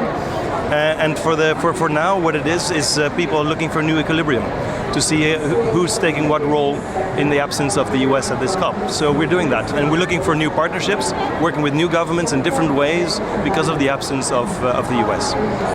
Which is crazy, because isn't America the global leader of everything, and the country for everyone else to aspire to? Don't you feel betrayed as an American that we're not showing up in places where we're expected to be, where we have been anticipated to be, so that others can follow suit and follow our direction and our goals and our vision for the future? Do you not feel betrayed as an American that we just up and effed off? And that the only representation from the United States of America were governors like Gavin Newsom, who weren't even there on an official American capacity? They just showed up because somebody from America had to, or should have, I guess. Does that not irk you as an American that your own country, this administration, betrays your trust and your perception, the way we are perceived in the global community, by honestly shirking our obligations and responsibilities as a global leader? I feel betrayed, Personally, I feel betrayed that we aren't stepping up in places where we should and where we are wanted. We are actually wanted to be here. And we are betraying that trust, that outreach, by not showing up. So, I guess that's enough of that. We're halfway through the stream, and we're not quite halfway through the list, but a lot of these videos seem to be short. So, something that I never thought I would ever say, it was definitely not on my bingo list, was Nicki Minaj weighing in on international politics on behalf of Christian nationalism. So, I was today years old when that happened. I would like to thank President Trump for prioritizing this issue and for his leadership on the global stage in calling for urgent action to defend Christians in Nigeria, to combat extremism, and to bring a stop to violence against those who simply want to exercise their natural right to freedom of religion or belief. I would like to thank President Trump I guess there was more to that. Prioritizing this issue and for his leadership on the global stage in calling for urgent action to defend Christians in Nigeria, to combat extremism, and to bring a stop to violence against those who simply want to exercise their natural right to freedom of religion or belief. I stand here as a proud New Yorker with a deep sense of gratitude that we live in a country where we can freely and safely worship God regardless of one's creed, background, or politics. But that's unequivocally not true. That is objectively false. It is objectively false because Trump, the president, signed an executive order that said anti-Christian values or rhetoric shall be punished. And then we had the white supremacists in Dearborn, Michigan, march against Muslims to terrify and distress the Muslim community. We also persecuted for around 20 years Muslims in America thanks to 9/11. To this day, if somebody who even remotely looks Muslim or Arab or brown with non-Western clothing walks past you, people to this very day act with fear or some sort of negativity towards those individuals. In the workplaces, there is disparagement against Muslims exercising their religious right to pray 5 times a day while at work, right?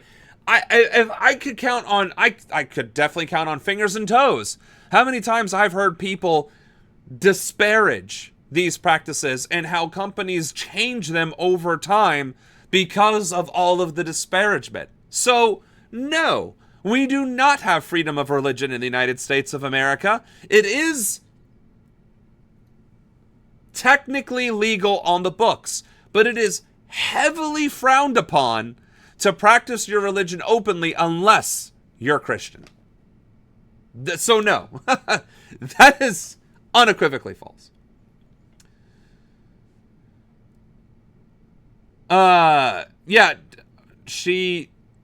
here's the thing though, about Nikki, right, Anna, she is trash. And it's the fact that again, I don't want to platform these people. I don't want to platform bad people, but it's just, you almost have to. You almost have to talk about it and hear it with their own words and context, and then just be like, what's wrong with you? Like, stay in your lane, Nikki. Stay on your lane, shake your ass, twerk, talk about whatever nonsense, do reality television, whatever. Stay in your lane. Politics is not it. Well, Sam, aren't you a hypocrite? Don't you keep calling for celebrities to use their platform to promote politics for good reasons? It's like, yeah, for good reasons.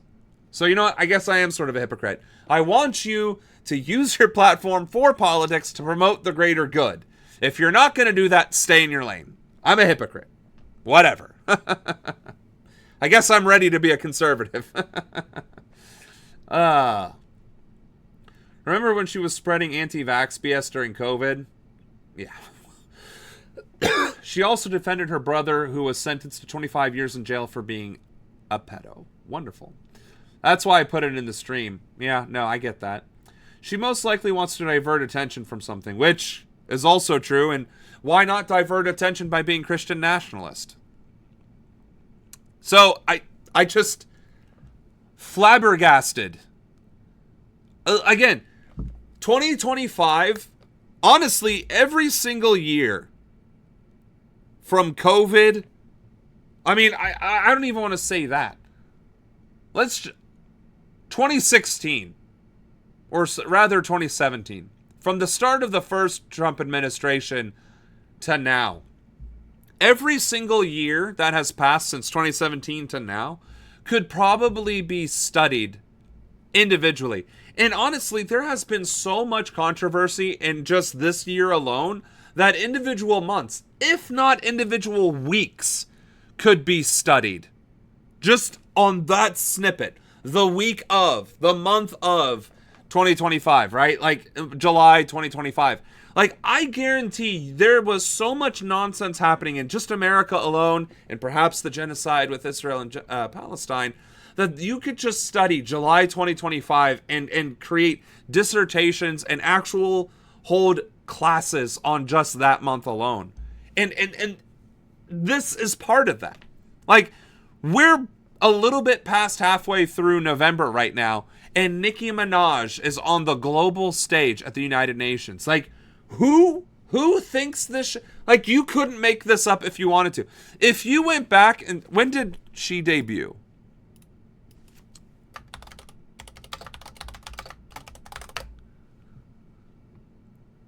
$2007? So 2007. If you went back to, just say 2012, the Obama second term, or the start of the end of his first, whatever. If you went back to 2012 and said Nicki Minaj would, I mean, honestly, any of her controversy, the fact that she was married to a rapist, that she would protect her rapist brother, and any of those things. If you were to tell anybody in 2012 that Nicki Minaj would be in front of the United Nations advocating for the support and protection of Christians in Nigeria being persecuted, they would look at you like you were fucking high. And yet, here we are. I guess True Steel was a Nicki fan back in 2007. Oh, man. Okay. That's enough of that.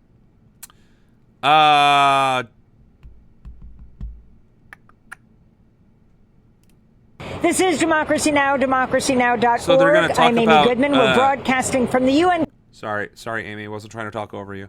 They're going to talk about the AI energy demand in this one, which entrenches fossil fuels. Yeah, let's listen to this a little bit. This isn't quite, I would say, international news. I think this would maybe be this might be a little bit more appropriate for tomorrow, just to overall talk about it. So let's do this instead. Since it's still COP30, but let's talk about from the perspective of Sudanese researcher and the UAE-funded proxy war in Sudan. I think that's pretty international newsy. Casting from the UN Climate Summit, COP30, from the Brazilian city of Belém, the gateway to the Amazon. I'm Amy Goodman. We're joined right now by Lina Yassin, who supports the LDC group. That's the least developed countries at the UN Climate Summit. She's a climate diplomacy researcher at the International Institute for Environment and Development, or IIED, in London. She's from Sudan, previously supported the Sudanese delegation at the COP. We're going to talk to you about the crisis in Sudan in a moment. But first, talk about why you're here. And I just want to point out that this lady, the Lina Yassin, would tower over Amy Goodman. Just look at them sitting next to each other. Amy Goodman is like ready to go, and this lady is kind of slouched, and she's looking down, like actual, like chin tilt looking down at Amy Goodman. This is why I'm bringing that up.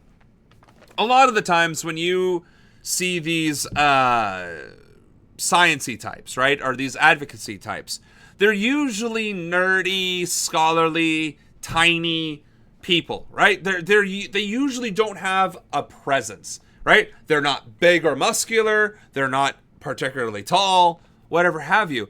If this lady stood up behind a podium and talked, she would have a presence. And honestly, I know optics shouldn't be the thing that matters, especially when it talks about science or social justice, but it kind of does, at least in modern times. She is going to command more attention than probably somebody like myself who's of average height. I mean, I consider 6 foot average height, but you get where I'm going with that. Amy is also very small. I looked huge next to her. Oh. Okay, so maybe Lena is a normal height. Okay, I didn't realize Amy was 3 inches taller than a garden gnome. Well, my bad, Amy. Sorry. And is not using technical terms, or if you do, tell people what exactly you mean, whether you use words like adaptation or loss and damage. I think to the outside world, they think we can't just deal, we can't understand what they're talking about. But talk about the progress and the lack of progress at this COP. Thank you for having me, Amy. So I'm here because, like you mentioned, the least developed countries is a group of 44 countries. Those countries contributed the very least to the climate crisis. Their cumulative emissions amounts to less than 1%, yet those countries amounting to over 1 billion person are suffering the worst of the climate crisis. They are the countries that right there, that statement, which I'm sorry for cutting you off, 44 countries with a total population of 1 billion people, an eighth of the world's population, contribute less than 1% to the total climate crisis, yet they're the ones suffering the most from it. While the rest of us, the rest of the 7 billion, who are creating the 99%, are saying, not my problem. Like, again, genocide, it has a very clear definition, but like, wouldn't it still be some sort of genocide, some sort of ethnic cleansing, some sort of mass killing and destruction for simple negligence? In my opinion, at any rate, I feel like we need to consider that not addressing climate change is tantamount to murdering an eighth of the population of Earth, and that we're responsible for that, which that would be a genocide. The internet says that Amy is over 6 feet tall. That can't be right. Well, see, now we're getting distracted here. How tall is Amy Goodman? Well, we got how old she is. An athlete named Amy Goodman is 5'2", while another is 5'10". So I think that's why she's tall, because you're getting Amy Goodman volleyball. That would make sense. I'm actually surprised that she wouldn't. Yeah. She should have a Wikipedia. Of course, it's probably not going to talk about her height or anything like that, other than her age, because that doesn't really matter in the grand scheme of things. Yeah.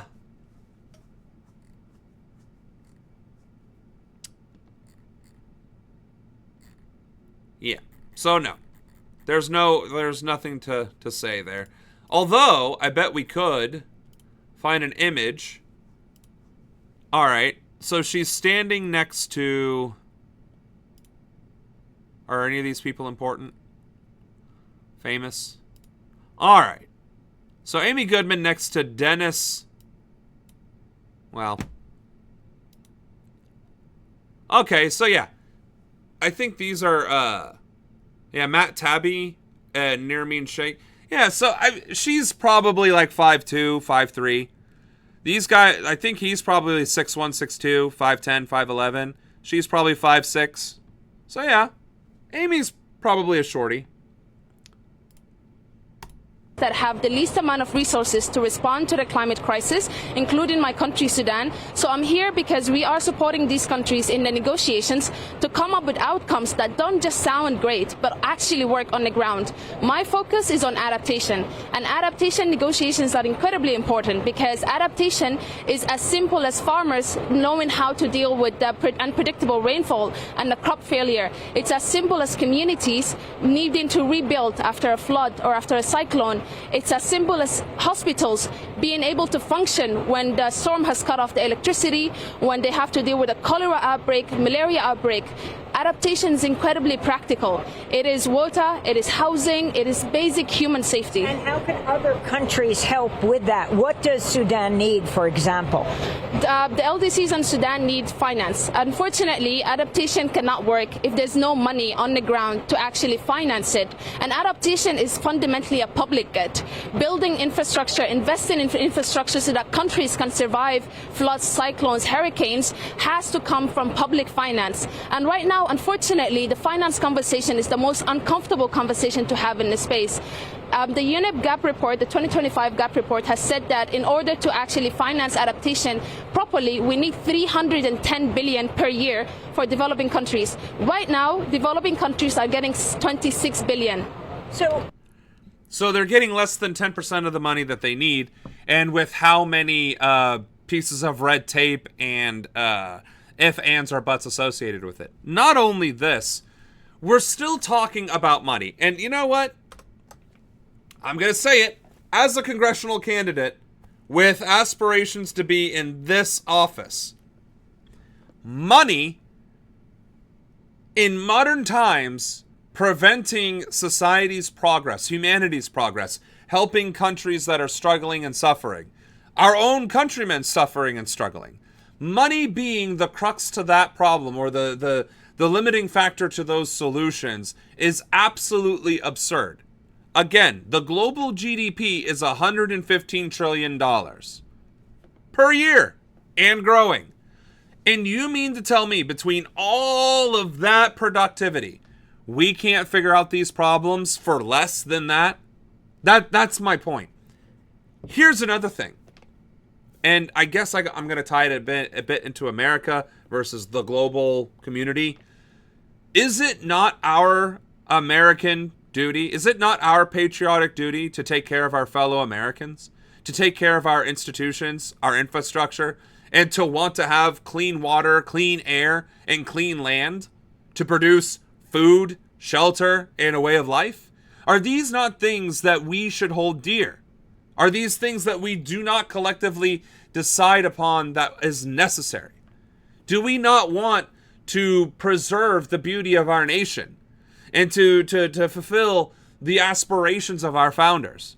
Do we not want to appeal to the highest authorities in our society to make life function for us, for the American people, together? We can argue about the semantics of the how we get there. Let's have those healthy debates.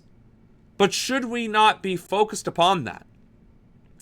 Furthermore, is it not our obligation as a nation of plenty to help those that have less? Are we not obligated as Americans, as leaders in this world, in this global economy, in these global interactions, to support those who are less fortunate? Is it not our obligation as Americans to support those? Is it not written on the Statue of Liberty? Give me your needy, give me your sick and your tired, and we shall help them. Like, is that not our core values? Is that not the very fiber of our being as Americans to help these countries? We make, what is the U.S. GDP? I believe it's 26 trillion, but it could be a little bit higher. What is the U.S. GDP 2025? 30.5 trillion, give or take. So how is it that less than, or just slightly more than 1% of our GDP alone, which already contributes to over a quarter of the global GDP, how is it that we couldn't be the global savior, the global support, instead of the global assaulter, the global attacker, the global villain? Would our $400 billion or $310 billion not be better spent in helping 1 billion human beings on planet Earth as Americans than sending $310 billion of military equipment into the Caribbean Sea to terrorize Venezuela, Colombia, and Mexico? What is more American? What is more patriotic?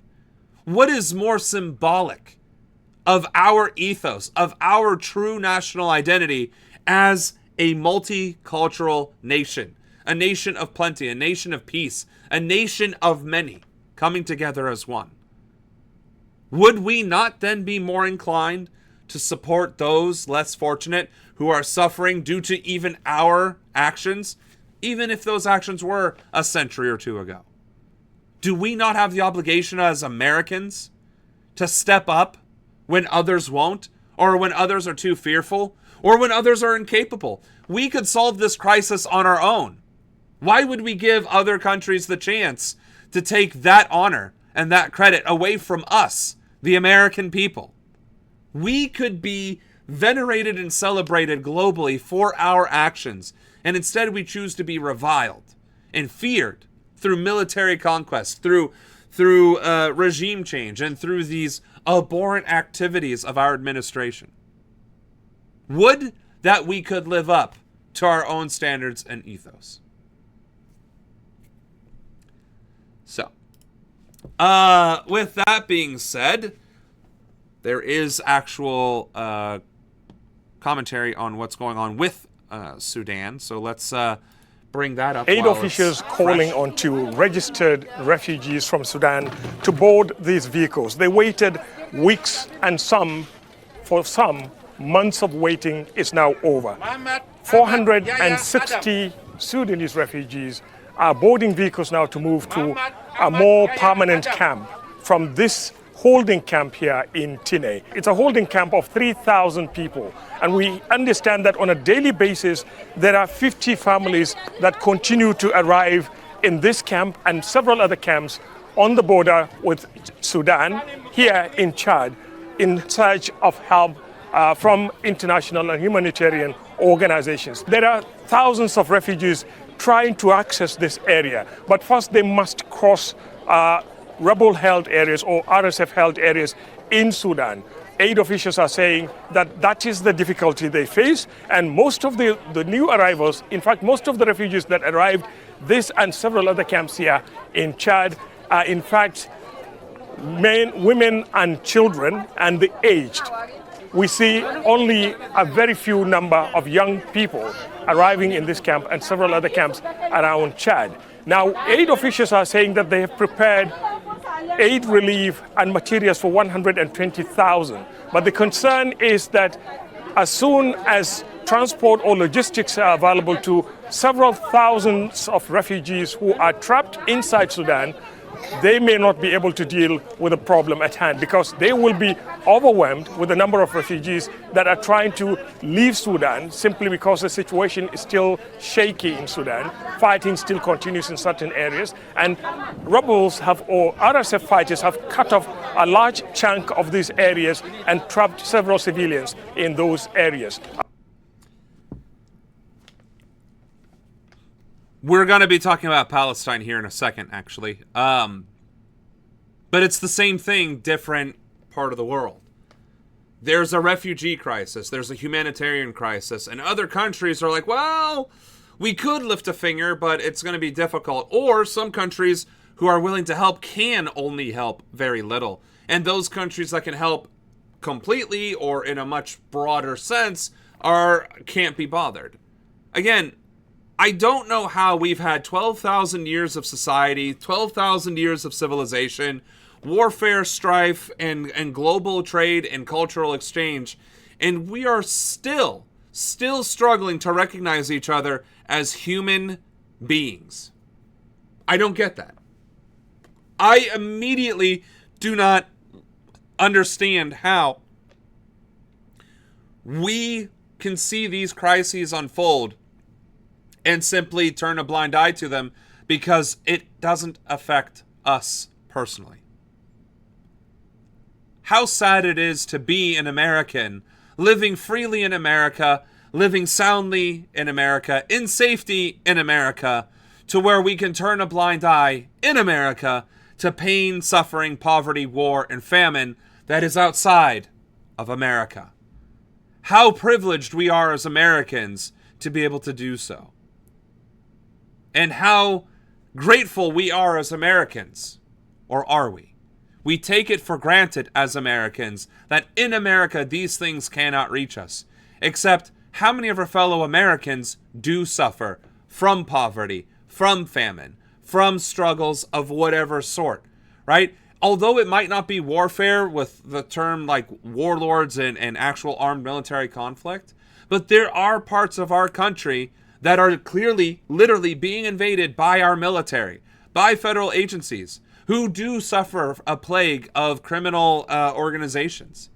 So there are parts of our country that are war zones in the United States of America. This is not something that we can turn a blind eye. These are our friends, our family, our neighbors, our community, our fellow countrymen. And yet, when it happens in Sudan, not our problem. But when it happens here at home, we do have compassion. We do have empathy. We do have that outpouring of hope and support and sympathy to help these individuals. At least we say so. And yet we never address the underlying conditions of poverty, of wage inequality, of cost of living issues. And we never address where those core issues stem from. We talk about being anti-communist and hating socialism because they cause all these other issues. But look around you. We are the most capitalist country on planet Earth. And yet, because of that capitalism, we do have this insurmountable suffering. Because of capitalism, we do have 60% of working class Americans living in poverty. Because of capitalism, the cost of living continues to go up. Because of capitalism, the cost of goods since the COVID pandemic occurred in 2020, the cost of housing has doubled or tripled. The ability to buy a house has gone from only needing triple your annual salary to afford it to over 8 times your salary in order to afford it. We are financing takeout and delivery food because we can't survive otherwise. Capitalism is the crux of every single social, domestic, and foreign policy issue in the United States. And we as Americans, as patriotic, red-blooded Americans, cannot seem to grasp that fact. Because we are told not to grasp that fact by the very people who are benefiting and profiting off of our suffering. And this too is compounded in foreign places like Sudan, where these regime changes are happening, where these civil wars are happening, where these genocides are occurring. It is all for profit. Somebody is benefiting. Somebody is making money off of this. And it is up to us, as being one of the leaders in the world, of being one of the most powerful and the wealthiest nation on earth, to do something about it. That is our moral imperative as Americans, our obligation, our authority to do something about this. So, with that being said, we're gonna you know what, I think we're gonna go ahead and dive in.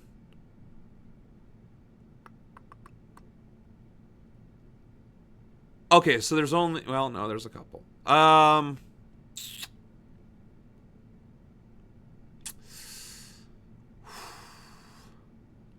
I don't think there's any easing into these videos.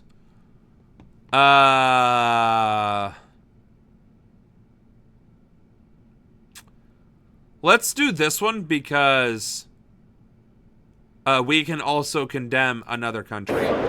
So, Israel's security firms back in business. France brings 39 Israeli companies to Milipol. So once again, open genocide. Once again, Israel violating ceasefire agreements. Once again, Israel being the aggressor in the Middle East, and France literally aiding and abetting that enemy. So, that's the context of this video. Tense geopolitical times. Business is expected to be brisk at Milipol, the world's biggest security trade fair taking place near Paris. More than 1,200 exhibitors from around the world, among them more than 30 Israeli companies. So this is the area where most of the Israeli stands are. You've got a company here selling what they call crowd control solutions. Over here, another company selling AI facial recognition technology that could be used for surveillance. Is that so? We're just openly showcasing that we have the ability to do facial recognition at any given time, and we're just going to sell it to the highest bidder.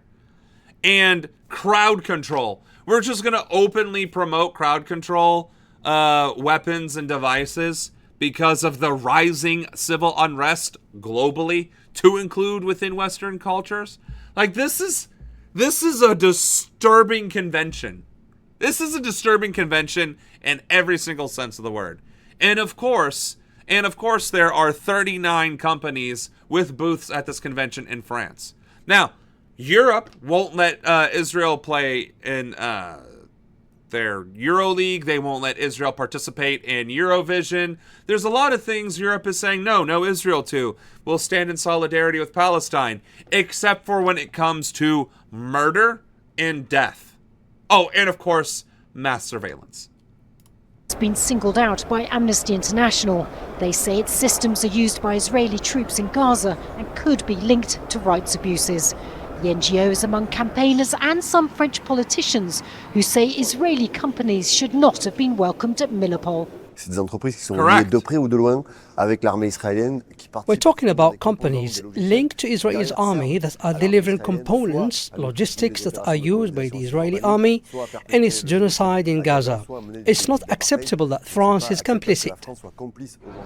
Israeli trade representatives say the companies are showcasing defence technology and have a right to take part. Well, there's rights groups who say that perhaps some of the technologies on show are used by the Israeli military and could be the cause of rights abuses. What would you say to that? I think that technologies are never the cause. I think that at the end of the day, we need to look at the complex situation that we have in Israel and to better understand that all we are seeking for is to have peace. It's the French president. I mean, what did you expect that person to say? Did you think that Israeli arms dealer was going to be like, yeah, no, we absolutely are creating better, more efficient ways of killing innocent civilians in Palestine? What? Of course he's not going to say that. Of course he's going to say, well, it's not, technology is, we're just dealing in technology. You can't blame us for technology. But, I mean, look at what's happening in Israel. We have the right to defend ourselves. Like, asinine. Also, all of these rifles look very similar to my prop. It's like there's a common correlation here to the props that are being used in war zones to commit atrocities and this prop. Who personally permitted Israeli companies to participate in this trade fair in what seems to be a policy U-turn for Emmanuel Macron. The French government banned Israeli participation or covered Israeli stands in similar events over the past year because of the war in Gaza. But Macron says the ceasefire is an opportunity to restart dialogue. No, it's not, because the ceasefire has been violated repeatedly. You know what? Oh my goodness. Speaking of which, it's the deadliest Israeli attack in Lebanon since a ceasefire for... Oh, that's not against Gaza Strip, that's in Lebanon. Okay, fine. Do we need to talk about the displacement in Palestine? The fact that there's still shellings going on in the Gaza Strip by Israel? I mean, do we need to cover that? Or do we need to showcase, is it better to showcase that Israel is in fact attacking their neighbors and other countries, and specifically in Palestinian refugee camps, which is ongoing genocide that doesn't violate the ceasefire because it's not the Gaza Strip. Like, that is a technicality that if you're going to really argue with, you should really check a mirror and check yourself on what you're actually defending. Formally ended the conflict with Hezbollah a year ago. Lebanon's health ministry says more than a dozen people were killed and many others wounded. Israel says it targeted a training compound operated by Hamas. Yeah, a refugee camp is a training compound. Like, this song and dance just fills me with absolute rage. It just, there is, honestly, if an Israeli spokesperson is opening their mouth, it's just lies and propaganda. And that's why I find it extremely difficult to keep watching these videos. Because of the fact that it is propaganda. Or propagandized, I should say. And that nothing is ever done about it. But it is important to highlight that Israel isn't just satisfied with massacring Palestinians in Palestine. They also want to attack other countries where Palestinians are refugees, or maybe, or are just, they're using an excuse otherwise to go attack these other countries. Israel is literally the thorn in the side that is causing Middle Eastern instability, and they are running unchecked. And that needs to be stopped. It just straight up needs to be stopped. And the country that is causing it to happen is literally the United States, which passed a law that ensures Israeli military supremacy in the region. We could put an end to this ourselves by first striking that law and then ceasing all arms trade with Israel. We have a moral imperative to save lives and to make sure that our weapons that are being sold to other countries are not used to cause undue harm, but to be used in self-defense. That would be the moral imperative of our country as Americans. That if we're going to deal in arms and military equipment, that we should at least make sure that those weapons aren't going to be misused. And instead, we give them to Israel and give them a green light to commit genocide. So,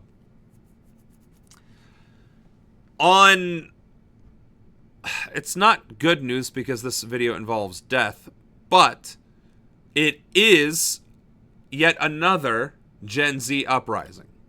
Pawan Shahi is recovering from a gunshot wound and has been in hospital for more than 2 months. He was injured when police fired on youth-led protests against corruption and a government ban on social media in September. The protests turned violent, leading to the deaths of 76 people in 2 days and the destruction of government buildings and infrastructure. The murderers must be punished. There were young college students there. The government was shooting indiscriminately. Prime Minister KP Sharma Oli was forced to step down, paving the way for an... Imagine that! Your country rises up in protest to such a degree that you are forced to step down. Imagine that. Imagine exercising our First Amendment right to protest to force all of these corrupt politicians out of office once and for all. Imagine that. Republican, Democrat, doesn't fucking matter. We could do this. We have the right. We have the authority as Americans to do so. So why are we allowing ourselves to be abused and to be manipulated and betrayed by this administration and all these false promises by every single one of these politicians? I don't understand. Interim government headed by former Chief Justice Sushila Karki. The government has announced early elections in March and created a judicial commission of inquiry to investigate the deaths and violence. Gen Z activist Shankin Rai is engaged in research, drafting Gen Z mandates and attending negotiations with the interim government. She says it's crucial to establish short and long-term priorities, to investigate and address human rights abuses, and to ensure Gen Z participation in the elections. Good for her. First of all, she's Gen Z, meaning she is, what, under 25? Like, what's the oldest Gen Z person? What is the years of Gen Z? 2012 to 1997. So 97 would be 28? Okay. So under 30. Every Gen Z is at least under 30. And she is part of the actual group of the country of Nepal that is forming the new groundwork for the future government of Nepal. That is impressive as hell. How did she get up there? That is something we should find out and study and look into and try and emulate here in the United States. Imagine if our Gen Z kicked off a movement to force this country to be better for all Americans. Imagine if our young people, our young American Gen Zs had this kind of initiative. We would not be dealing with Trump. That is for damn certain. So yeah, good call. I guess I was a little slow or a little fast. for your response there. We expect the interim government to treat those injured in the protests with dignity and to address their problems. It's an important aspect of our mandate. As Nepal prepares for elections in March 2026, observers say numerous political, legal and constitutional challenges lie ahead. A major concern is whether the established political parties who ruled the country for decades and were dealt a severe blow by the Gen Z-led protests will come on board, leaving little or no space for opportunists and spoilers to derail the democratic process. With no defined leadership and fragmented voices, many people are concerned the movement may lose momentum. The Gen Zers, as you can see, some have joined. That is true, though, unfortunately. But, I mean, that lady, that Gen Z girl, who's in part of the talks, I mean, there's your leader. I don't want to be the leader. I want to be a part of the talks. But here's the thing. Sometimes leaders are made, not necessarily born, or not going out of their way to be leaders, right? Sometimes leaders arise. And that lady may very well be an arisen leader. And you know what? Good for her. That's the thing. It's also one of the biggest issues that we face with all of these protest movements or dissent or unrest, right? Because largely they are emotional. They have a whole lot of momentum and steam, but there is no direction for them because there is no leadership involved. And in America's case, most of the protests that do come to fruition are owned by Republicans or Democrats. More often than not, it's Democrats because most conservatives, when they march, are wearing hoods or swastikas. That being said, we do need a more cohesive and comprehensive grassroots movement that facilitates these kinds of organizations so that if or when they find themselves in a position to actually negotiate terms, there are individuals in place, whether they're leaders outright or whether they are designated representatives who can then negotiate on that behalf. Either which way, representation or actual leadership. Those are things that are very, very important, and there needs to be mechanisms for all of these movements to facilitate that. Otherwise, you do end up just having unruly mobs, even if those mobs are advocating for the greater good. Various forums, right? And let's face it, they don't have to come within a single umbrella. So, well, that is also a challenge. That's also an opportunity for the old parties to quickly redefine themselves and embrace the changes.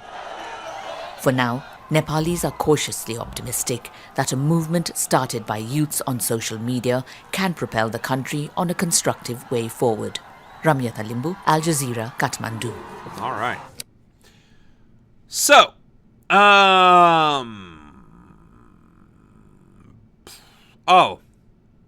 Epstein Turning and now Israel to the question connection. We definitely want to cover this. Of Israel in the American right, and also, as I mentioned previously, about not just the right, but also the mainstream media. There was an incredible exchange between Marjorie Taylor Greene and Dana Bash over at CNN. Dana Bash has been pretty vehemently pro-Israel from the beginning of the October 7th attack and has consistently defended the government and made accusations around anti-Semitism on CNN. But here in particular, Marjorie Taylor Greene raises drop-site news and Ryan Grimm's reporting around Epstein and Israel connection, and Dana Bash seems aghast, unaware, and this is one of the most exposing clips I've ever seen yet on the issue. Let's take a listen. You questioned who and what country is putting so much pressure on Trump to keep the Epstein files hidden. And you included a picture about donations from pro-Israel lobbying group AIPAC. What are you trying to say there? Well, I think it's the question that many Americans are asking, especially when we saw information recently come out in these emails that the Oversight Committee that I serve on has released. And we saw Jeffrey Epstein with ties to Ehud Barak. We saw him making business deals with them, also business deals that involved the Israeli government, and seems to have led into their intel agencies. And I think the right question is to ask is, was Jeffrey Epstein working for Israel. And I'm proud to say I don't take money from AIPAC. I don't take money from any special group of people. I'm just representing my district and the American people. And so that's what I was referring to. I just want to be clear. Are you saying Israel is pushing the president of the United States to cover up the Epstein files?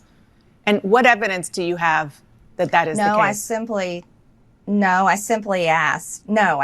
just asked out loud, is there a foreign government? It could be any foreign government, but is a foreign government pushing to keep this covered up? Because people just don't understand.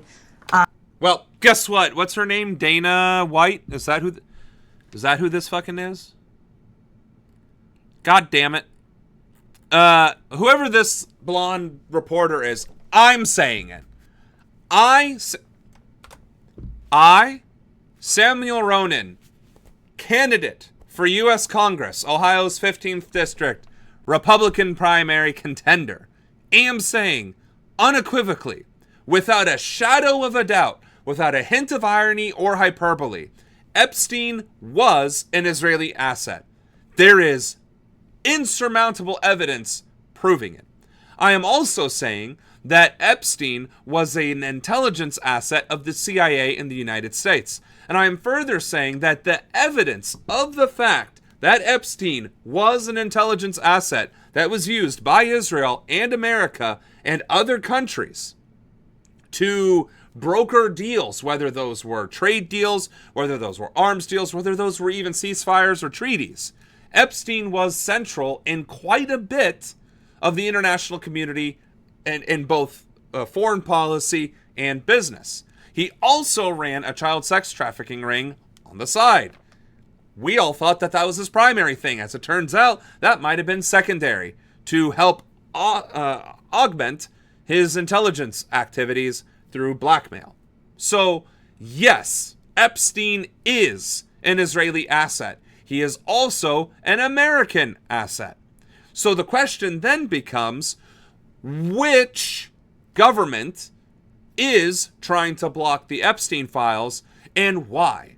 And it can be strongly argued that Israel is pushing to block the Epstein files so that their connection with Epstein isn't revealed, or more likely, their leverage over the people that Epstein gave them isn't exposed or used before Israel wants to use it. And that isn't conjecture. That is fact. That is indisputable fact. The only conjecture there could possibly be is the motive of Israel using Epstein as an asset with his ties to Mossad and everything else, and when or how Israel would want to use that information. That's the only conjecture. But the reason why it would be Israel is plain as day. Epstein was an intelligence asset for Israel as much as it was America. And yes, they would have a vested interest in blocking the files. Just like Trump had a vested interest in blocking the files because he was on them 3/4 of the time. So, Dana Bash, that's who she was. Okay. So Dana Bash, yes, I am Samuel Ronan stating unequivocally that Israel can and is more than likely involved with the Epstein cover-up, and that America, vis-a-vis Donald Trump and apparently Joe Biden, were also directly involved in the cover-up of the Epstein files. Because that's what's happening. Okay. I don't know how much more of that we need to watch, but we're almost at the end of our stream here. We got 30 minutes left.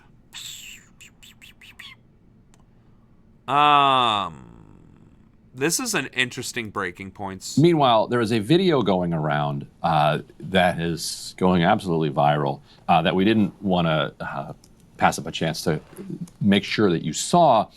It's from a conference of the Jewish Federation of North America recently, and it's liberal Obama speechwriter Sarah Hurwitz talking about the twin problems that are, she believes, fueling anti-Semitism, and she believes it is social media that is showing people pictures of, quote, carnage in Gaza, and also a Holocaust education that has taught people that it is wrong when big, powerful forces are aggressive towards the weak. Just an incredible 2-minute clip that I think you're going to watch. I guess we're gonna have to watch this clip, which again we got to platform it in order to see it, to then talk about it and condemn it. But first we have to platform it, which is giving it credibility. The entirety of it, and then Emily and I will discuss for a moment. Go ahead and roll this. I think that since October 7th, but really before then, there have been huge shifts in America on how people think about Jews and Israel. And I think that is especially true of young people. So we are now wrestling with a new, I think, generational divide here. And I think that's particularly true in that social media is now our source of media. And this, it used to be that the media you got in America was American media, and it was pretty mainstream.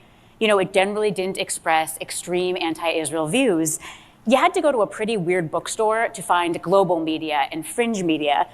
But today, we have social media, which is a global medium. Right? Its algorithms are shaped by billions of people worldwide who don't really love Jews.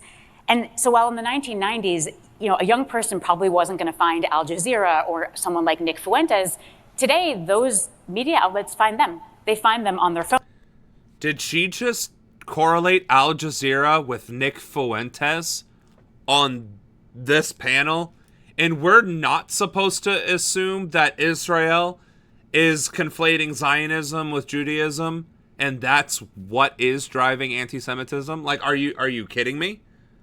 That is insane. Phones. It's also this increasingly post-literate media, less and less text, more and more videos. So you have TikTok just smashing our young people's brains all day long with video of carnage in Gaza. And this is why so many of us can't have a sane conversation with younger Jews, because anything that we try to say to them, they are hearing it through this wall of carnage. So I want to give data and information and facts and arguments, and they are just seeing in their minds carnage, and I sound obscene. Because you're trying to justify the carnage that is being shown, that these young people are seeing.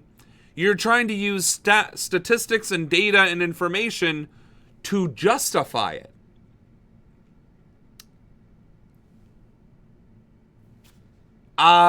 Yeah, they are going to shut down, as they should.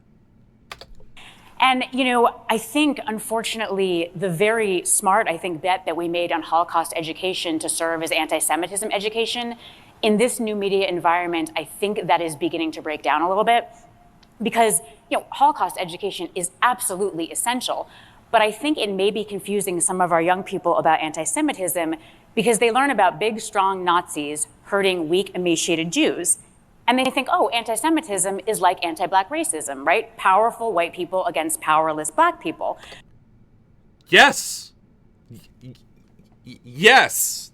And yes. Correct. Affirmative. Yeah. Vostrovi. I don't know what yes is in Russian. Yeah. Like, C. I mean, I don't... What?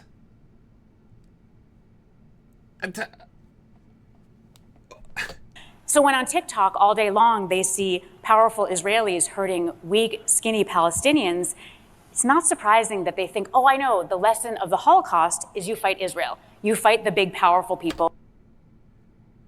Yes. Correct. What? Like, it's literally, you stated the actual truth, the actual point, and now you're arguing against it. You see Israel harming the poor brown Palestinians that are emaciated, and people are like, yep, Israel bad because I learned this in the Holocaust. Correct.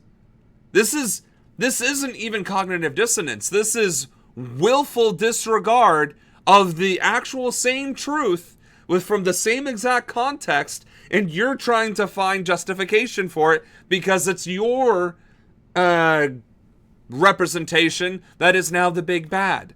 Like, bro, you just... Okay. hurting the weak people. All right, so Emily, where do we even start with? That is quite frankly, I don't think I've had too many complaints about this guy on Breaking Points. I could be wrong. Maybe I'm also too sleep deprived to remember, but I have a feeling I have liked him more than I haven't. The other guy's Sagar, however you pronounce it. I have a problem with him. He strikes me as a little bit too right-leaning. But correct question. How do you even begin to tackle that video? It's not cognitive dissonance. It is complete willful disregard of information and trying to spin it as anything other than what it actually is. It's like saying this is not a pipe. This is not a cigar.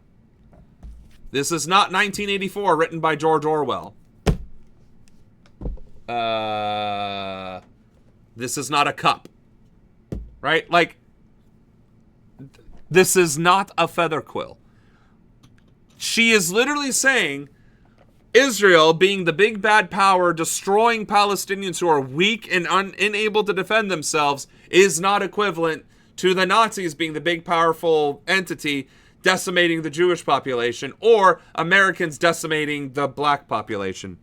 Like, yes, it is. It is unequivocally the same thing. It is definitively the same thing. This argument. Like, my worldview is being rejected because people are seeing images of carnage. People are seeing facts. And because people have been taught that it is wrong when a powerful force uses its power to annihilate a weaker people. And you can therefore, it's not my worldview that needs to change.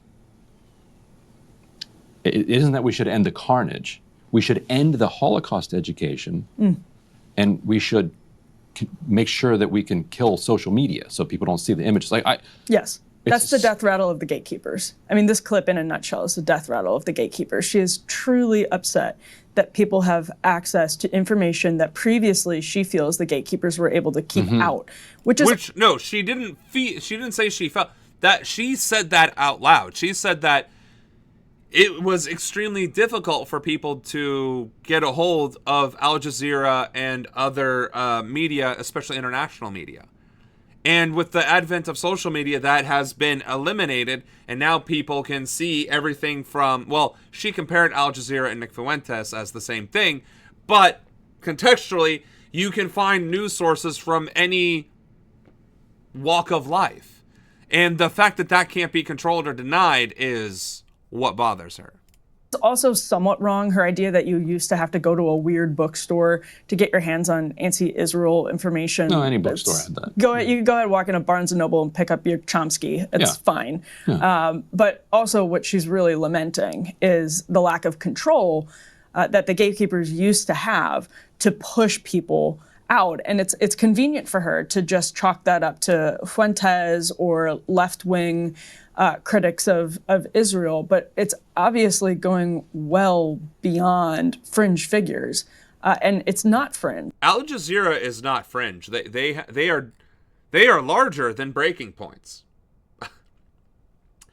Sagar is a right winger. Okay, Ryan is sometimes a bit of a shit lib, but he's usually pretty good. Same as Crystal Ball. Emily is the other right winger in the show. Is this who this is? Emily, right here. Okay.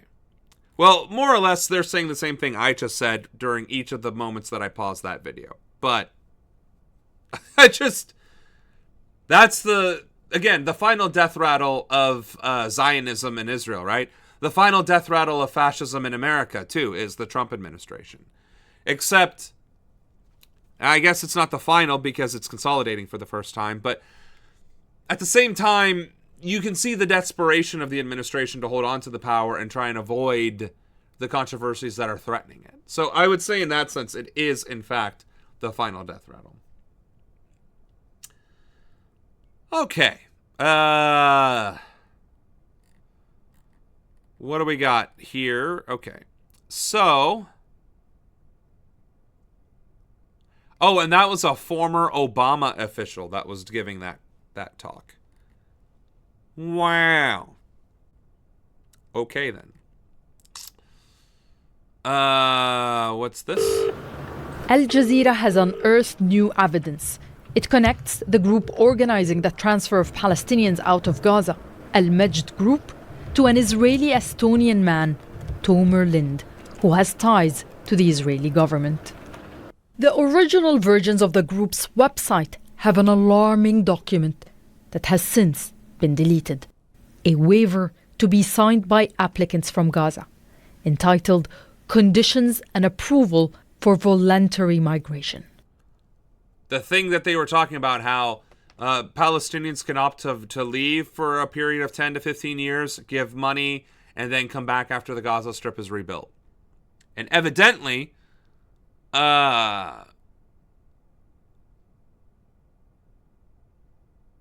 there's probably a whole shit ton of small print that is, I guess we're about to find out. Under this document, people release all liabilities from Talent Globus, an organization founded a year ago by Tomer Lind. Palestinians would have no support, no protection, or rights to legal action. We contacted Tomer Lind on WhatsApp. He told us he would issue a statement when he's ready. He later deleted his message. On Tomer's LinkedIn page, where he goes by the name Tom, there are hints about his role in transferring people out of Gaza to other countries. Here, he's commenting on a post saying he indeed is involved in what he calls evacuating people safely out of Gaza. The Al-Majd Group's registration can't be verified. But the Prime Minister has made it... Israeli Prime Minister's office says Palestinians who want to leave Gaza will be allowed to exit and allowed to re-enter the Strip if they decide to return. But some travelers who boarded flights chartered by Al-Majd Group left Gaza without exit stamps on their passports. This could allow Israel to permanently bar them from ever returning. Palestinians who survived Israel's 2-year genocide are still struggling to find basic supplies denied to them by the Israeli government. They receive minimal aid.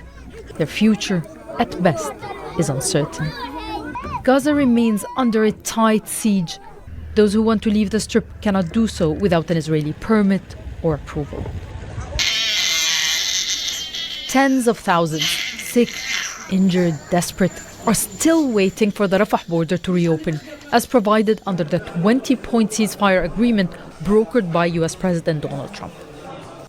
Instead, it's suspicious groups like Al-Majd Europe which are being facilitated to transfer desperate Palestinians through unofficial channels. The revelations clearly suggest the operation is part of Israel's policy of forced displacement. The document may call it voluntary migration, but there is nothing about this journey that is voluntary. Oh.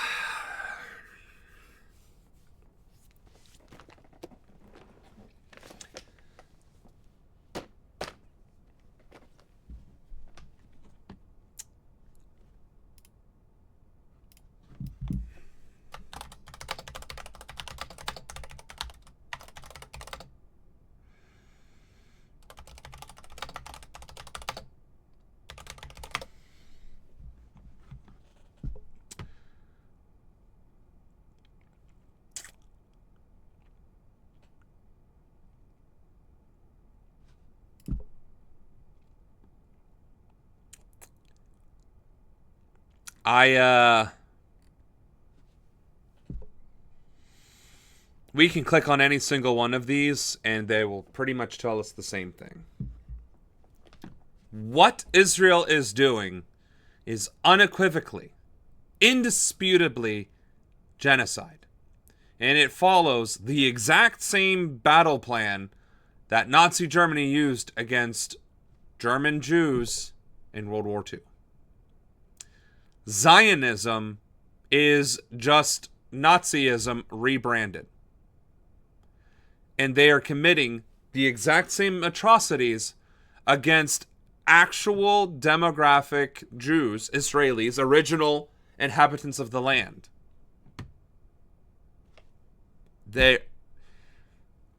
All I can say is one of the first things that I will be doing as soon as I'm sworn in is condemning Israel and demanding an end and a cessation of diplomatic relations and a reversal of our foreign policy with Israel, because they are criminals in every single sense of the word.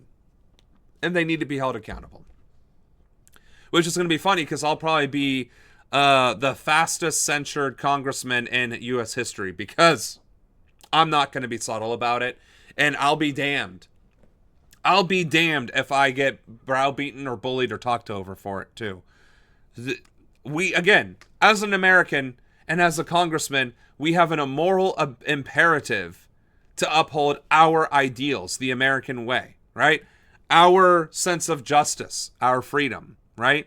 These are things that we should want for everyone. Maybe not everyone wants to do it the American way, but they should have the right to have freedom, to enjoy freedom, to experience freedom. And the Palestinians don't. And it's because of the Israelis with our weapons that is the case. And as an American, I cannot stand idly by and allow that to continue. So,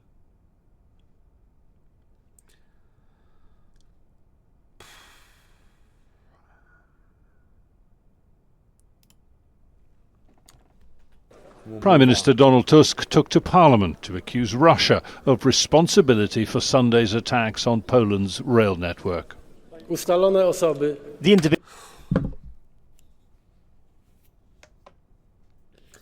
Are we? Oh my God.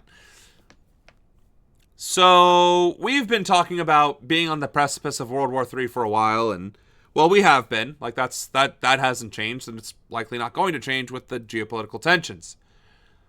But Russia just attacked Poland. Typically, when Poland gets attacked by Russia, a world war is quick to follow. Typically, Germany also then attacks Poland, but I guess, they're all part of NATO and the EU, so I guess Germany won't have a reason to attack Poland. But what if Germany starts putting troops in Poland? At that point, we have the same conditions that primarily were in place for World War I and World War II. Like, can we, for 5 seconds, not repeat the worst elements of history? Can we just hear me out? Hear me out. Can we leave Poland alone and not spark World War III from Europe? Granted, can we not spark World War III from anywhere, right? We just don't want to spark it. But, isn't that a little on the nose that it's Russia and Germany converging on Poland? Or that at least Poland is now in the crosshairs of Russia? That's one half of the whole thing. 2/3, really. Because Germany getting aggressive is the third part. Individuals identified are 2 Ukrainian citizens who have for a long time been operating and collaborating with Russian services. He said the suspects had made 2 attempts to blow up sections of railway en route to the border with Ukraine. There were no casualties, but Tusk said a line had been crossed. Today we're dealing with an act of sabotage in Poland, which, but for the attackers' mistakes, could have resulted in a serious catastrophe with casualties. And that's why I'm saying a line has been crossed, and this is a very, very serious matter. Russia was swift to issue a denial. It would be strange if Russia weren't blamed. Russia has been accused of all forms of hybrid and direct warfare. In Poland, everyone is jumping to conclusions, and Russophobia is at its highest level there. Donald Tusk was on the ground on Monday as forensic investigators combed the scene of one of the attacks.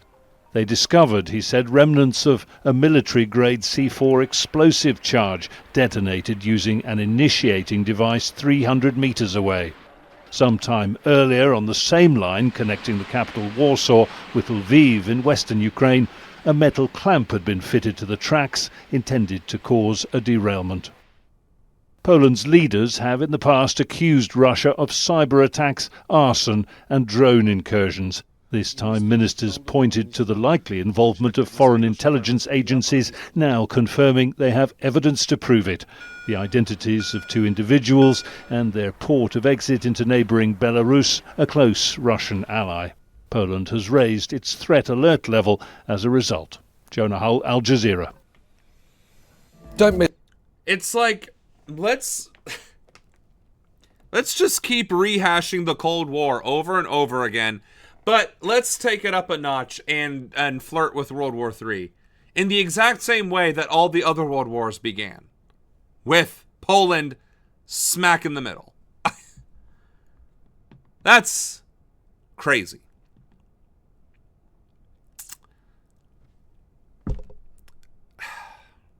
Speaking of crazy,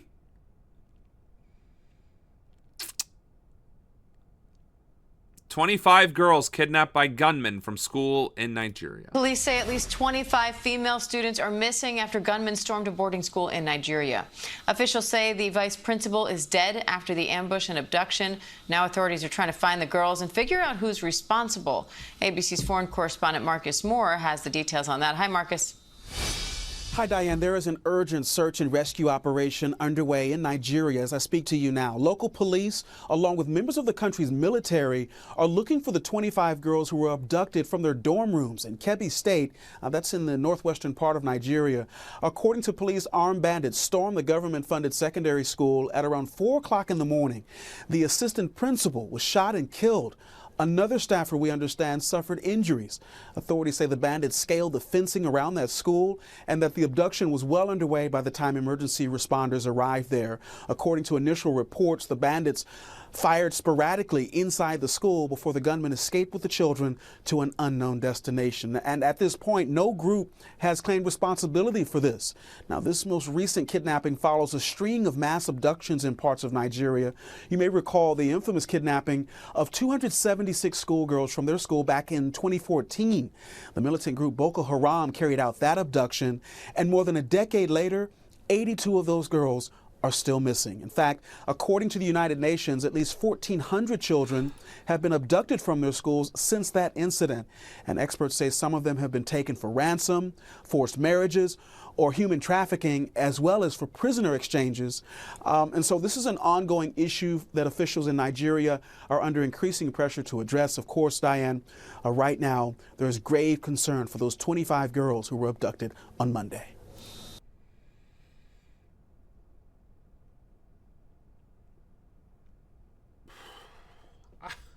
I remember Boko Haram. I remember that keenly because there was a moment where the U.S. military was possibly going to get involved, and we were all briefed that that was a thing that might be happening. So how absolutely terrible. And the fact that there have been 1,400 girls taken in the past 11 years as well. Like, this is... like, what a problem to have in a country. Like, what a terrible, terrible issue that is an ongoing criminal element in a country. We have a drug problem in America. We have a poverty crisis in America. But we... well, no, we probably do have child trafficking too. It's just it doesn't make the news anymore because it gets drowned out by Epstein, or it gets drowned out by one other scandal, or this scandal, or the other scandal, right? Because we have school shootings every single week, it seems, if not every single day. So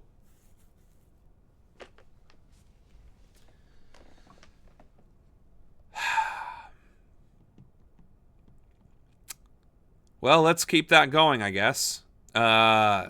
Nestle accused of risking babies' health in Africa. Because Nestle, the same company whose CEO said water is not a human right, was taking water from California's reserves and reservoirs, both, during that drought that occurred. I think that might have also been 2014. So that same Nestle is in Africa doing what we're about to find out. It sometimes takes more than a lullaby to put a newborn to sleep. In the loud and bustling neighborhood of Abubo, rain brings the chance for a stroll. Dressed in their Sunday best, the downpour drowning out the noise. But if all else fails, there's always milk. Not from the breast, but the powdered kind from Europe. When I go to the shops, they offer me the one from France. They say it's the best, tasty, nourishing. It makes babies grow, makes them strong.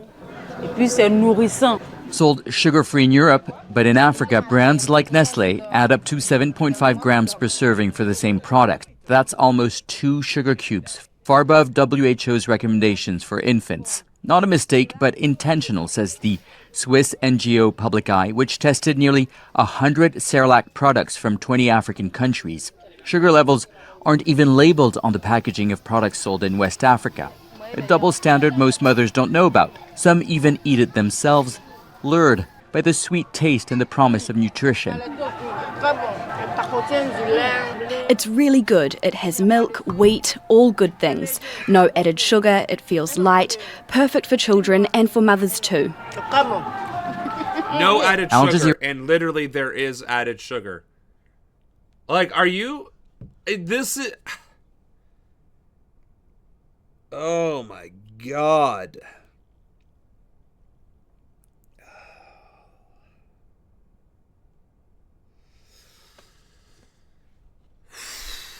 The absolute depravity of Western colonizing behaviors that persists in modern times. Again, if you can harm the country that you're trying to take their natural resources and people from before they can even grow up to react to you, makes your job a lot easier to conquer them and control them and manipulate them. France is evil as fuck. Macron, they're hosting Israel's, defense ministry and industries. France is still trying to keep their African colonies under their thumb, whether that's financial, whether that's political, or apparently now agricultural as well.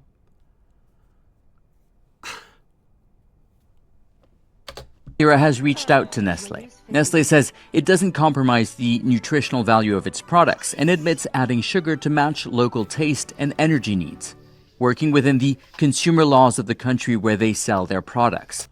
Which was probably dictated by France and lobbied by Nestle. But critics call it corporate colonialism, hooking babies early to build brand loyalty, using social media and even health workers to invade the African market. The brands come to us. They make suggestions and we pass them on to the targeted mothers. Doctors warn of an emerging health crisis. Diabetes is set to rise by 130% by 2045. Because sugar, an overabundance of sugar is what ultimately causes diabetes, which is the inability of the body to process sugar. Now, in this case, it's because it's overwhelmed, which then causes the breakdown of the body's ability to deal with it anyway. And if you're starting from fucking infancy, you're going to create an entire generation or two of Nigerians, which is where we're... Oh, is this Nigeria? I thought they did say Nigeria, but that is not mentioned anywhere in that description. Anyway, and of course, barely gets any views. Yeah. Oh, West Africa? Okay. I thought we just watched the Nigeria video. I guess I'm still stuck on that. Point being, like, it's not even just about the addiction of brand loyalty. It's the fact that you are decimating the health of an entire generation for profit. Like, how fucking evil does it get? Nestle is clearly one of the most heinous industries on earth. And quite frankly, I look forward to the day I can hold them accountable. With nearly half of women and most men overweight in Africa by then.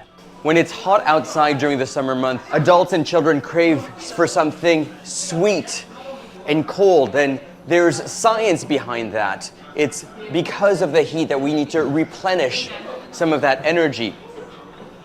But Doctors say that eating processed sugar is the worst way to cool down, but it's so good. For doctors, processed sugar is a drug.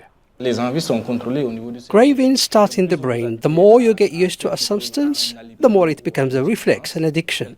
The brain reacts just like it does with someone hooked on drugs.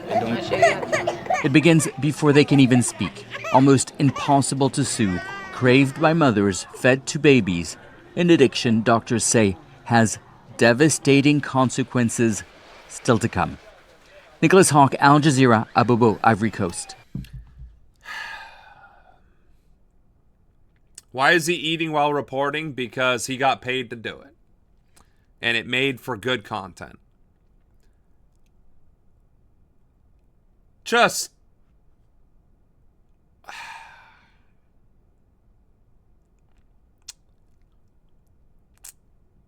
You know, there is a video that says monthly dose of good news, and it's 20 minutes long, but we only got 5 minutes left.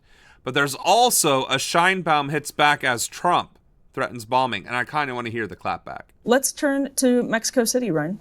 Yeah, so last week or the week before, I forget when, time blends together, Sagar and I reported... Hey, I'm not the only one who has struggles with that. All right. That Donald Trump, when he was persuaded to take on Venezuela, was told that the reason that they were going to do this is because Venezuela was a major source of drug trafficking, particularly fentanyl.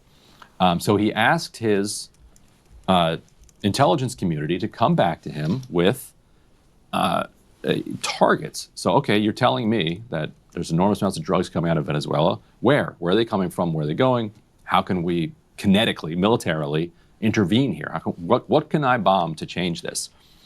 Problem was that this was mostly a lie, because Venezuela is not involved in the fentanyl trade and barely involved in even the cocaine trade. There's a little bit of coca area along the Venezuela-Colombia border, but it's kind of like a stateless area. It's barely accurate to say it's even Venezuela. And so the intelligence community came back, and this is the danger of these types of fishing expeditions. They came back with a list of targets in Colombia and Mexico, because those are actually the places where there's drug trafficking going on, which reminded me a lot of right after 9/11, in a meeting, Rumsfeld famously said that they shouldn't go after Afghanistan, but instead they should go after Iraq, because Iraq is a target-rich environment, and there's not enough targets in Afghanistan. Yeah. I mean, like, well, hold on a second. They didn't have anything to do with 9/11. Why are we? You can't just bomb them because they have targets. That's not how it works. Right. And Rumsfeld like, no. Actually, he's like, trust me, I know how to work. To be clear, I mean, just like most of everybody else that's a millennial, was a child during 9/11, so I was clearly not keen and up on the up of Donald Rumsfeld or the war in Iraq and Afghanistan or any of that nonsense. But the fact of the matter is, with the historical lens of and having the information and the evidence that Donald Rumsfeld, who was a military-industrial complex, CEO or something, who got then tapped to be the defense secretary or something, or something involved with the administration, was then dictating the flow of the war for the utmost profit. And that's why we went to Iraq instead of Afghanistan, which is where the hijackers were from. Unbelievable. Yes, sorry, I missed that, Anna. The baby was extremely cute. 100%. Secretary of Defense. Outstanding. But I want to hear the Scheinbaum That's precisely clapback, what we're going to do. Wrap up. So then that creeps you into a place where now, all of a sudden, you're discussing war with Colombia and Mexico. So Sagar and I reported that a couple weeks ago.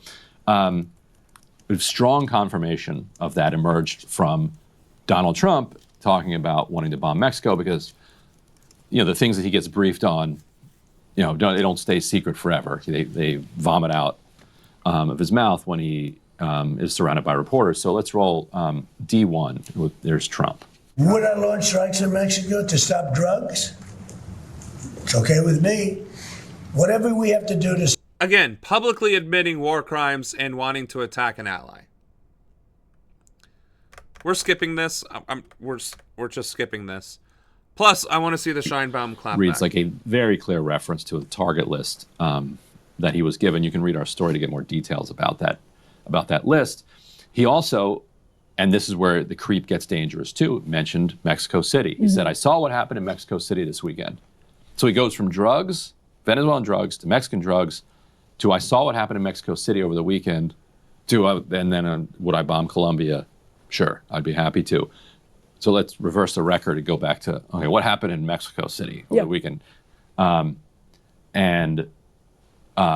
when there was this significant opposition party protest where they tried to like ransack their way into the presidential palace. A little bit of opposition from left and the right, actually, together. Go on.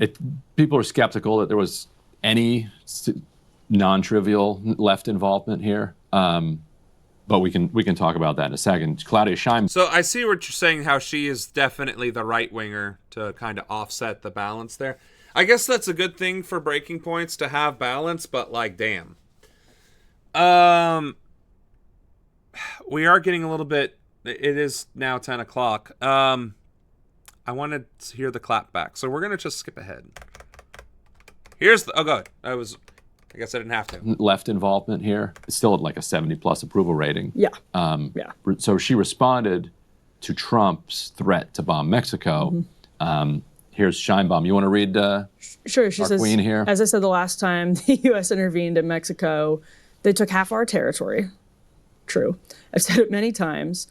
In my phone conversations with President Trump, he has repeatedly suggested or offered a U.S. military intervention in Mexico. I like how she went from suggested to offered. Or whatever we need to combat criminal groups. But I've told them every time that we can collaborate, that they can help us with any information they have, so that's intelligence sharing, but that we operate within our own territory. We will not accept intervention. All right, so that's a very typical line from China.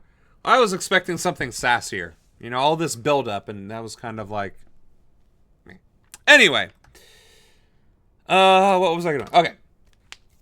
That's going to be the stream. That's obviously a saucy video, and of course, we did have a feel-good video, but, you know, Scheinbaum shutting that nonsense down was pretty good, too.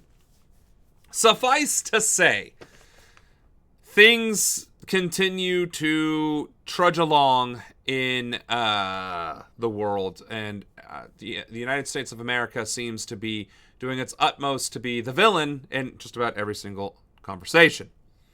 That being said, it has been a stream. Thank you all for joining. I am the 48th President Samuel Ronan, current candidate for Congress. And as Anna said, we are not streaming tomorrow on account of my debut. That's why we have this shirt. That's why I wanted to show it off. I will be debuting my campaign in the Republican office, or the Republican Party meeting in my district. And hopefully from there, things start going really well. And we can start, you know, getting a bigger platform and start moving around and moving and shaking, right? Then you might start seeing me on the news and not just Twitch. So with that being said, you will not see me until next Tuesday. So I hope you all have a great rest of your week, great weekend. Hopefully the world doesn't come to World War III by then. And if so, we'll be here at 7 talking about it. So, Samuel Ronan, your president.